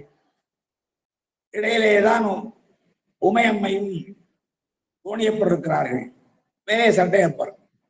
இந்த இடையிலே இருக்கிற தோணியப்பருக்கு முன்னாலே நின்று கொண்டுதான் நாவுக்கரசரும் ஞானசம்பந்தரும் ஞானசம்பந்த பெருமான் நீர் பாடியர் என்று சொல்ல இவர் பாடத் தொடங்குகிறார். அதான் இங்க பெரிய பெருமாட்டியுடன் தோணி மீது பேணி வீற்றிருந்தவர்களும். ஏதோ கடமைக்காக இல்லை, இந்த உலக உயிர்களெல்லாம் காப்பாற்றப்பட வேண்டும் என்பதற்காக அந்த உயர்ந்த இடத்தோடு வீற்றிருந்தருளுகிற பிரான் முன் நின்று பெருமானுக்கு முன்னாலே நின்று கொண்டு பரிவுறு செந்தமிழ் மாலை. பரிவுறுதல் என்றால் அன்புறுகின்றார். படிக்கிறவங்க எல்லாம் பாடுகிறவர்கள் எல்லாம் பெருமானிடத்தை அன்பு கொள்ளுகின்ற நிலையில் பாடுகிறார். இந்த பதியத்தை பாடுகிறவர்களுடைய உள்ளத்திலெல்லாம் பெருமானிடத்தை அன்பு மிகுகிற அளவுக்கு அதான் பரிவுறு செந்தமிழ் மாலை. பரிவுன்னா அன்பு. பரிவுறு செந்தமிழ் மாலை என்றால் அன்பை அடைகின்ற தமிழ் மாலை. யார் அன்பை அடைகின்றனா பாடுகிறவர்கள், கேட்பவர்கள் அத்தனை பேரும் ஞானசம்பந்த நாவுக்கரச பெருமான் எந்த உணர்வை அடைந்தாலோ அதே உணர்வை, அதே அன்பின் உணர்வை அடைகின்ற செந்தமிழாளாகிய இந்த பதியத்தை சிதம்பு மாலை பக்தியோடு பாடுகிறார், அன்போடு பாடுகிறார். பார்கொண்டு மூடி எனும் பதிகம் போற்றி பார்கொண்டு மூடி கடல் கொண்ட ஞான்று என்று அந்த பதிகம் பாடி அரிய வகை புறம்போந்து சாமியை விட்டு பிரிவதற்கு மனசே வரல. அப்படி பிரிவதற்கு, பெருமானை விட்டு பிரிவதற்கு அரிய வகையிலே திருநான் அந்த இவருடைய வரலாறு திருநீலநக்க நாயனார் படிக்கணும். சிவபூஜையெல்லாம் முடிஞ்சிடும், அவராலே போறதுக்கு மனம் வராது. பெருமானை விட்டு போவதற்கு மனம் வராமல் தான் திருவைந்தெழுத்தை ஓதிக்கொண்டே அமர்ந்திருப்பார். அப்பொழுதுதான் ஒரு சுதை சிலம்பி அவர் மீது விழும். அப்பொழுதுதான் திருநீலநக்க நாயனாருடைய மனைவியார் தன்னுடைய வாயினால் ஊதுவார். ஊதுகிற பொழுது அந்த உமிழ்நீரும் பெருமான் மீது பட்டுவிடும். உடனே அனுசேதம் செய்து விட்டா என்று சொல்லி அம்மையாரை கோயிலுக்குள் விட்டு விட்டு அவர் போய்விடுவார். இது வரலாறு. எது சொல்றேன்னா, வழிபாடு முடிந்ததற்கு பிறகும் பெருமானை விட்டு பிரிந்து போவதற்கு மனமில்லாத நிலையில் இருந்தவர்கள் நம்முடைய நாயன்மார்கள். அதான் இங்கேயும் அரிய வகை புறம்போந்து பிரிய முடியாத வகையிலே பெருமானை விட்டு புறத்தே வந்து பிள்ளையார்தம் திருமணத்தில் எழுந்தவர்கள். அதுக்கு பிறகு இந்த திருக்கோயிலை விட்டு வெளியே வந்ததற்கு பிறகு ஞானசம்பந்த பெருமான் திருமணத்திலே அவர் இவர்களுக்காக அமைத்து வைத்திருக்கிற மடம் இல்லத்தில் இல்லாமல் திருமணத்தில் எழுந்தபடி அமுது செய்து ஞானசம்பந்த பெருமான் வழங்க அந்த அமுதினை ஏற்றுக்கொண்ட நாவுக்கரச பெருமான் அமுது செய்து மருவிய நண்புரு கேண்மை. நட்பு என்பது, கேண்மை என்றால் நட்பு தான் நமக்கு தெரியும், அது மிக பொருந்திய நட்பு. அது அற்றை நாள் போல் வளர்ந்தவங்க. அன்று எப்படி நட்பு கொண்டார்களோ அதே போல தொடர்ந்து கடைசி வரை. நம்ம முன்னாடி பார்த்தோம் பழுதில் பெரும் காதல் என்று ஒரு இடத்துல பார்த்தோம் பாருங்க. அது பாடல் எண் முன்னாடி வந்துச்சு. பழுதில் பெருங்காதல் என்ற வரும் பாட்டு 182 பாத்தீங்கன்னா தெரியும். தொழுது அணைவுற்று ஆண்ட அரசு அன்புருக தொடர்குழாத்திடையே சென்று பழுதில் பெருங்காதலுடன். அந்த பழுதில் பெருங்காதல் தான் அன்னைக்கு தொடங்கிய நட்பு இன்று வரை, அதாவது அவங்க கடைசியில் பிரிகிற வரை 3 நிலையிலையும் சந்தித்துக் கொள்கிற வரை தொடர்ந்தது, குறையாமல் வளர்ந்து கொண்டே இருந்தது என்பதை பார்க்கிறோம். அதுதான் இங்கே சொல்லப்படுகிற செய்தி. அமுது செய்து மருவிய நண்புரு கேண்மை அற்றை நாள் போல் நட்பை தொடர்ந்து உண்டாக்கி கொண்டிருக்கிற அந்த உறவானது அற்றை நாள் போல். முதல் நாளில் சந்திக்கிற பொழுது எப்படி அந்த ஒருவர் உள்ளத்துல ஒருவர் மாறி உறவினால் ஒன்றானார்களோ அதை போலவே வளர்ந்து வந்த தொடர்ச்சியாக அந்த நட்பானது வாங்க பல நாள் வைகும் நாளில் அங்கே சீர்காழியிலே பல காலம் தங்கியிருந்தார் நம்முடைய நாவுக்கரச பெருமான். அப்பொழுது உங்களுடைய பெருமானை பாடுகன்னு சொன்னார் அல்லவா. அப்பர் உங்கள் தம்பிரானை நீர் பாடீர் என்ன ஒரு 10 மணித்தோடு இருக்கிறனால ஒரு சில பாடல்களையாவது பார்த்து கொள்ளலாம் என்று கருதுகிறேன். நீர் பாடுக என்று சொன்ன உடனே அவர் என்ன பாடினாரு? பார்கொண்டு மூடி என்னும் பதிகம் போற்றி அரிய வகை புறம்போந்து பிள்ளையார்தம் திருமணத்தில் எழுந்தருளி அம்பு செய்து மருவிய நண்புரு கேண்மை அற்றை நாள் போல் வளர்ந்து வந்த உடன் பல நாள் வைகும் நாள் என்று அப்படி தெய்வ சேக்கரார் தொடர்ந்து சென்று கொண்டே இருக்கிறார். அதுல இந்த பார்கொண்டு மூடி கடல் கொண்ட ஞான்று என்ற அந்த ஒரு பதிகத்தை நாம் சில பாடல்களையாவது பார்க்கலாம் என்று கருதுகிறேன்.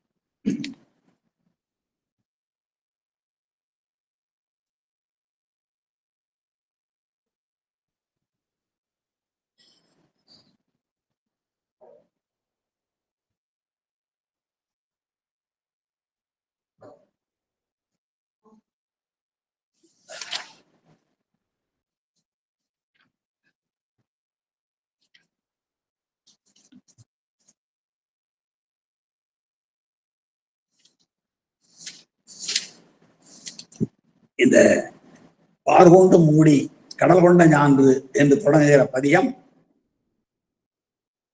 தோணியப்பருக்கு முன்னாலே ஞானசம்பந்த பெருமான் வேண்டுகோள் படி நம்முடைய நாவுக்கரசர் பாடியது. இது 4ஆம் திருமுறையிலே 82வது பதிகமாக அமைந்திருக்கிற திருவிருத்தம். நான்காம் திருமுறை தெரியும். சில பாடல்கள் சில பதிகங்கள் பண்ணில் அமைந்திருக்கும். சில பாடல்கள் சில பதிகங்களை திருநேரிசை என்பார்கள், திருவிருத்தம் என்பார்கள். இது திருவிருத்தம் 82வது பதிகம் 4வது திருமுறையில. இதுல முதல் பாடல் ஒரு சில பாடல்களை மட்டும் பார்க்கலாம். இந்த ஒரு 10 மணிக்குள் இருப்பதனால இது 10 பாடல்களுடைய ஒரு முழுமையான கிடைத்த பதிகம். அடுத்து இன்னொரு பதிகம் திருவிருத்தம் 4வது திருமுறையில அடுத்த பதிகம் 83வது பதிகம். ஒரே ஒரு பாடல் மட்டும்தான் கிடைத்திருக்கிறது. எனவே இந்த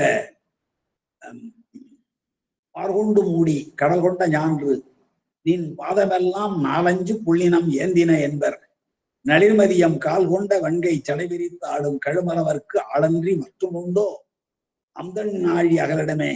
அந்த பெருமானுக்கு ஆளாவதை தவிர இந்த கடலால் சூழப்பட்ட இவ்வுலகத்தில் நமக்கு வேறு இடம் உண்டோ என்று வினவுகிறார். பார்கொண்டு மூடி கடல் கொண்ட ஞான்று நீங்க சொன்னா இந்த உலகம் முழுவதையும் கடல் மூடிக்கொள்கிறது. பெரு வெள்ளத்தில் ஊழி காலத்துல உலகம் முழுவதையும் கடல் மூடிக்கொள்ள, கடல் விழுங்கி கொள்ள, அப்பொழுது அந்த கடல் கொண்ட ஞான்று என்றால் நாளன்று என்பது கடல் கொண்ட அந்த நேரத்தில் நின் பாதமெல்லாம் பெருமானே உன்னுடைய திருவடி எல்லாவற்றையும் உன்னுடைய திருவடிகளையும் திருவடி சார்ந்திருக்கிற அந்த திருக்கோயிலையும் 4 புள்ளினம் ஏந்தின என்பர் ஒரு 20 பறவைகள் தாங்கி கொண்டிருந்தன என்று சொல்வார்கள் என்ற அந்த பழைய வரலாற்றை சொல்லி நளிர்மதியம் கால் கொண்ட வன்கை சடைவிரித்தாடும் கழுமலவன் இந்த கழுமலவ பெருமானுடைய சிறப்பை சொல்கிறார். குளிர்ந்த மதியையும் நளிர்மதியம் குளிர்ச்சியான மதியத்தையும் கால் கொண்ட வன்கை சடை என்றால் கால் கொண்ட இந்த இடத்துல கங்கைன்னு சொல்லுவாங்க, வலிமை மிக்க கங்கை. அந்த கங்கையையும் சடையின் மீது கொண்டு விரித்து ஆடுகின்ற கழுமலவன் கழுமல பெருமான் அவருக்கு நாம் ஆளாவதன்றி அந்த நாழியர்களிடம் இந்த கடலால் சூழப்பட்ட மிகப்பேர் உலகில் வேறு உண்டோ, வேறு போக்கிடம் நமக்கு உண்டோ என்பது வினா. இந்த பாடல்ல இந்த பார்கொண்டு மூடி கடல் கொண்ட ஞான்று என்ற தொடர் வழியாக நாம் புரிந்து கொள்கிற செய்தி என்ன என்றால் ஒரு வரலாற்று குறிப்பு, ஒரு தல குறிப்பு வந்து நாம் பார்க்கிறோம். என்ன என்றால் இந்த ஊழி பெருவெள்ளத்திலே கடல் மூழ்கிற பொழுது, கடலால் எல்லா உலகங்களும் மூழ்கிற பொழுது இந்த கழுமலத்தை மட்டும் 4-5 பறவைகள், 4 அல்லது 5 வகையான பறவைகள் இறைவனின் பாதங்களை தாங்கின. அதாவது நான் சொல்லுகின்ற இந்த வரலாற்று குறிப்புகள், புராண குறிப்புகள் ஒரு 3-4 புராண குறிப்புகள் இருக்கின்றன. அதுல ஒன்று, கடல்ல உலகமே மூழ்கிய போது 4 அல்லது 5 வகையான பறவைகள், 4-5 புள்ளினம் வருது இல்லையா, அத 4 அல்லது 5 வகையான பறவைகள் இறைவனின் பாதங்களை தாங்கின என்பதாம். அப்போ அப்பர் சுவாமிகள் பாடிய இந்த பாடலில் கடல்கோள் ஏற்பட்ட போது 4 அல்லது 5 வகையான பறவைகள் சிவபெருமானின் திருவடிகளை தாங்கின என்று கூறப்படுகிறது. இந்த பாடல் வழியாக சிவபெருமானின் திருவடிகள் மிகவும் புனிதமானவை என்பதையும் அவற்றை அனைத்து உயிர்களும் போற்றி வணங்குகின்றன என்பதையும் குறிக்கிறது என்று ஒரு பொருள் சொல்கிறார்கள். இதனினும் சிறந்தது என்ன என்றால், பிரளய வெள்ளத்திலே பூமி முழுவதும் மூழ்கிய போதிலும் சீர்காழி மிதந்தது. நமக்கு எல்லாருக்கும் தெரியும். ஊழிப்பெரு வெள்ளத்துல எல்லாம் மூழ்கிய பொழுதும் சீர்காழி மிதந்து கொண்டிருக்கிறது. அங்கே பெருமான் மயமையுடன் ஓம் என்னும் பிரணவ மந்திரத்தை தோணியாக்கி இந்த தளத்திலே வந்து தங்கி இருக்கிறார். மீண்டும் உலகினை படைக்கிறார் என்று சீர்காழி தலபுராணம் அருணாசல கவிராயரால் பாடப்படுகிறது. அவர் என்ன சொல்றாரு, பிரளய வெள்ளத்துல உலகமெல்லாம் மூழ்கிற நேரத்தில் பெருமான் ஓம் என்னும் பிரணவ மந்திரத்தை தோணியாக்கி அம்மையோடு சேர்ந்து இந்த திருத்தலத்திலே வந்து தங்கி மீண்டும் புனருப்பவம் செய்கிறார் என்று தலபுராணம் குறிப்பிடுகிறது. அப்போது சில தேவர்கள் 4-5 புள்ளினம் தாங்கின என்பதற்கு வேறொரு வரலாறு. அப்போது சில தேவர்கள் பறவைகளாக மாறி அந்த தோணியை சுமந்தனர். சில தேவர்கள் பறவைகளாக மாறி அந்த தோணியை சுமந்தார்கள் என்று கூறுவார்கள் என்பது ஒரு வரலாறு. இது 2. 3வது ஒரு வரலாறு, எல்லாம் சிவ மகாபுராண செய்திகள் தான், குறிப்பிடுகிற செய்திகள். அதிலே ஆரியவர்த்தம் என்னும் நாட்டை ஆண்டு வந்த காலவித்து என்னும் ஒரு வேந்தன் அந்த வேந்தனுக்கு மகப்பேர் இல்லை. எனவே அந்த வருந்திய அந்த முனிவன் வந்திய அந்த அரசன் காலவித்து என்னும் அரசன் ரோமச முனிவரை தெரியும் உங்களுக்கு. ரோமச முனிவரை கண்டு தன்னுடைய கவலையை தெரிவிக்கிறான். முனிவரும் சொல்லுகிறார், கைலையினுடைய சிகரத்தை நீ நாளும் தரிசித்தால் மகப்பேர் எய்துவாய் என்று சொல்கிறார். அப்ப நாளும் கைலையை எவ்வாறு தரிசிப்பது? அவனுக்கு இயலாத காரியம். அப்போ எவ்வாறு தரிசிப்பது என்று கவலையோடு அவன் இருக்கிற பொழுது அவனை அவனுடைய நாட்டுக்கு அனுப்பிவிட்டு ரோமச முனிவர் கடும் தவம் செய்கிறார். அப்போ இறைவன் அவர் முன்னாலே தோன்றி, நீ வேண்டுவது யாது என்று வினவ, உங்களுடைய சிகரம் ஒன்று காழியிலே வழங்க வேண்டும், தென்னாட்டு மக்கள் தரிசிக்க வேண்டி இம்மலை சிகரங்களிலே ஒன்றை தென் திசையிலே தோற்றுவித்து அதில் உமாதேவியாருடன் நீங்கள் வீற்றிருந்தருள வேண்டும் என்று ஒரு வேண்டுகோளை வைக்கிறார் ரோமச முனிவர். அப்போ அவர் சொல்கிறார், இறைவன் என்ன சொல்கிறார், ஆதிசேடனுக்கும் வாயுவுக்கும் ஒரு பெரிய சண்டை நடக்கும். அந்த சண்டையில உங்களுடைய வரம், உங்களுடைய வேண்டுகோள் நிறைவேற்றப்படும் என்று சொல்லுவார். இன்னொரு நாள் ஆதிசேடனுக்கும் வாயுவுக்கும் பெரிய சண்டை நடக்குது. உங்களுக்கு தெரியும், அந்த 1000 தலை கொண்ட ஆதிசேடன் எல்லா மலைகளையும் இறுக்கி மூடிப்பான். வாயு எவ்வளவு வேகமாக அடித்தும் கூட ஒரு மலைச்சேகரத்தையும் பெயர்க்க முடியாது. அப்போ ஒரு முனிவருடைய இடையிட்டால ஒரே ஒரு தலையை மட்டும் தூக்கி பார்ப்பான் ஆதிசேடன். அப்பொழுது அந்த இடத்தில் இருந்த சிகரம் முழுவதும் ஒரு 12 சிதறல்களாக பிரிந்து விழும். அதிலே ஒரு இடம்தான் நம்முடைய சீர்காழியிலே சோனியப்பர் மலை இருக்கிறதே அந்த இடம்.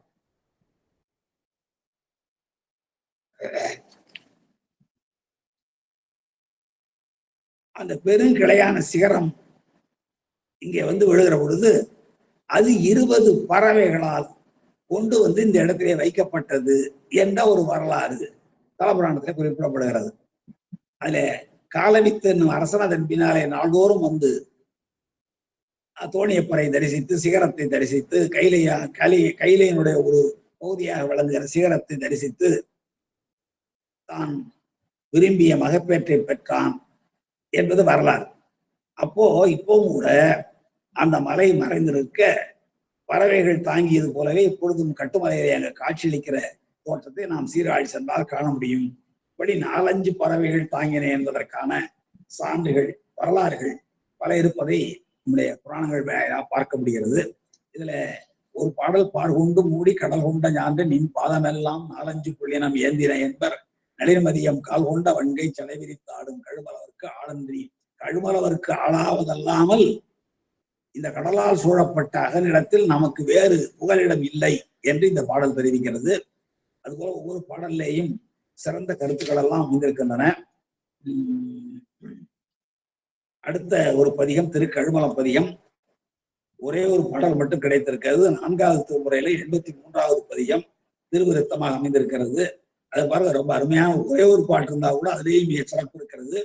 படையார் மழுவுன்று பற்றிய கையன். இப்போ சீர்காழியில இருக்க பெருமான் மழுவும் மானும் இல்லாத தோற்றத்தில் காட்சியளிப்பார். நம்ம திருவெழிமழையில கூட படிச்சிருக்கிறோம். மானும் மழுவும் பெருமானுடைய கையில இருக்காது. அப்ப அழுகாவன முனிவர்கள் ஏவுகிற அந்த காட்சிக்கு முன்னாலே தோன்றிய பெருமான் அங்கே இருக்கிறார். ஆனால் இங்க என்ன சொல்றார், படையார் மழு ஒன்று பற்றிய கையன் என்று சொல்றார். அவர் கையில இப்ப மழு இல்லை, படையாக மழுப்படை இல்லை என்றாலும் பின்னாலே பண்றது ஒரு பொது உதாரணம். பெருமானுடைய அடையாளங்கள்ல பொது அடையாளம். மழு ஏந்திய கையுடையவன், மான ஏந்திய கையுடையவன் என்று சொல்வது ஒரு பொது அடையாளம்.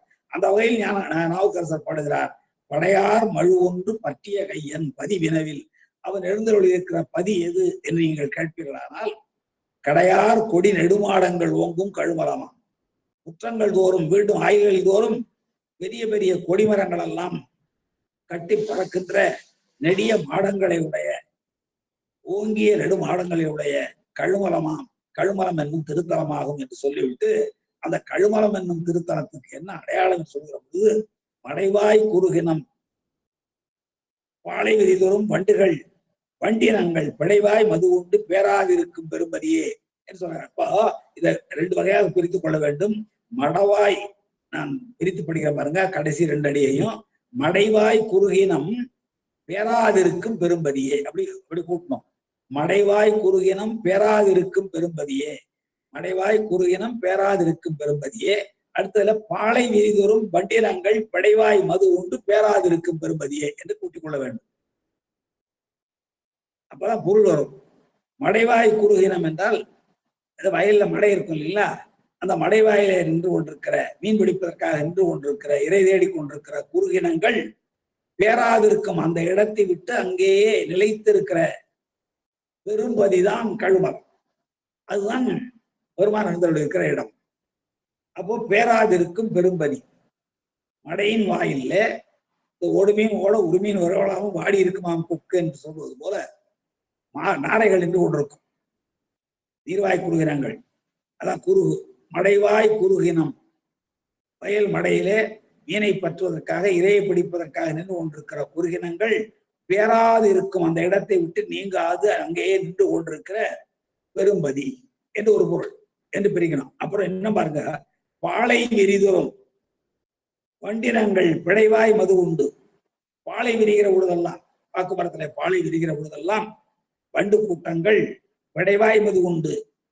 பெண்வண்டுகள் போய் முதலில் உண்ண அவற்றின் வாயிலிருந்து வருகிற தேனை ஆண் மண்டுகள் உண்டு அந்த திருத்தலத்தை விட்டு பேராதிருக்கின்ற பெரும்பதிதான் கழுமலம். அந்த கழுமலம் தான் படையார் மழு ஒன்று பற்றிய கையனாகவும் விளங்குகிற பெருமான் விளங்குகிற பதி எது நீங்கள் என்று கேட்பீர்களானால் அது நெடிய மாடங்கள், ஓங்கிய நெடுமாடங்களிலே, ஓங்கிய நெடுமாடங்களின் முற்றங்களிலே உயர்ந்த கொடிகள் பறந்து கொண்டிருக்கிற கழுமலம் என்னும் திருத்தலம். அந்த கழுமலம் என்னும் திருத்தலத்தில் மடைகள் நின்று கொண்டிருக்கிற குறுகினங்கள் அந்த மடையை விட்டு பிரியாதிருக்கும். அதே போலவே பாலை விரிகின்ற நேரங்களில் எல்லாம் அந்த விரிகின்ற பாலைகளில் ஒழுகுகின்ற தேனை பருகின்ற பெண்வண்டுகள் வாயிலிருந்து வருகின்ற தேனை உண்டு மகிழ்கின்ற ஆணினங்கள், ஆண்வண்டுகள் அந்த தலத்தை விட்டு பிரியாதிருக்கும். அவ்வாறு பிரியாது பேராதிருக்கும் பெருமதிதான் பெருமானுடைய பதி என்று இந்த 83வது பதிகம் சொல்கிறது. இவ்வாறு இந்த 2 பதிகங்களையும் முழுமையாக அன்பர்கள் தங்களுடைய இல்லத்தில் ஓதி உணருமாறு வேண்டிக் கொண்டு இதுவரை கேட்டிருந்த சைவ தமிழ் சான்றோருக்கு என்னுடைய பணிவார்ந்த நன்றியை வணக்கத்தை தெரிவித்து நிறைவு செய்கிறேன். நன்றி, வணக்கம். மீண்டும் மணிவாசக பெருமானுடைய திருவடி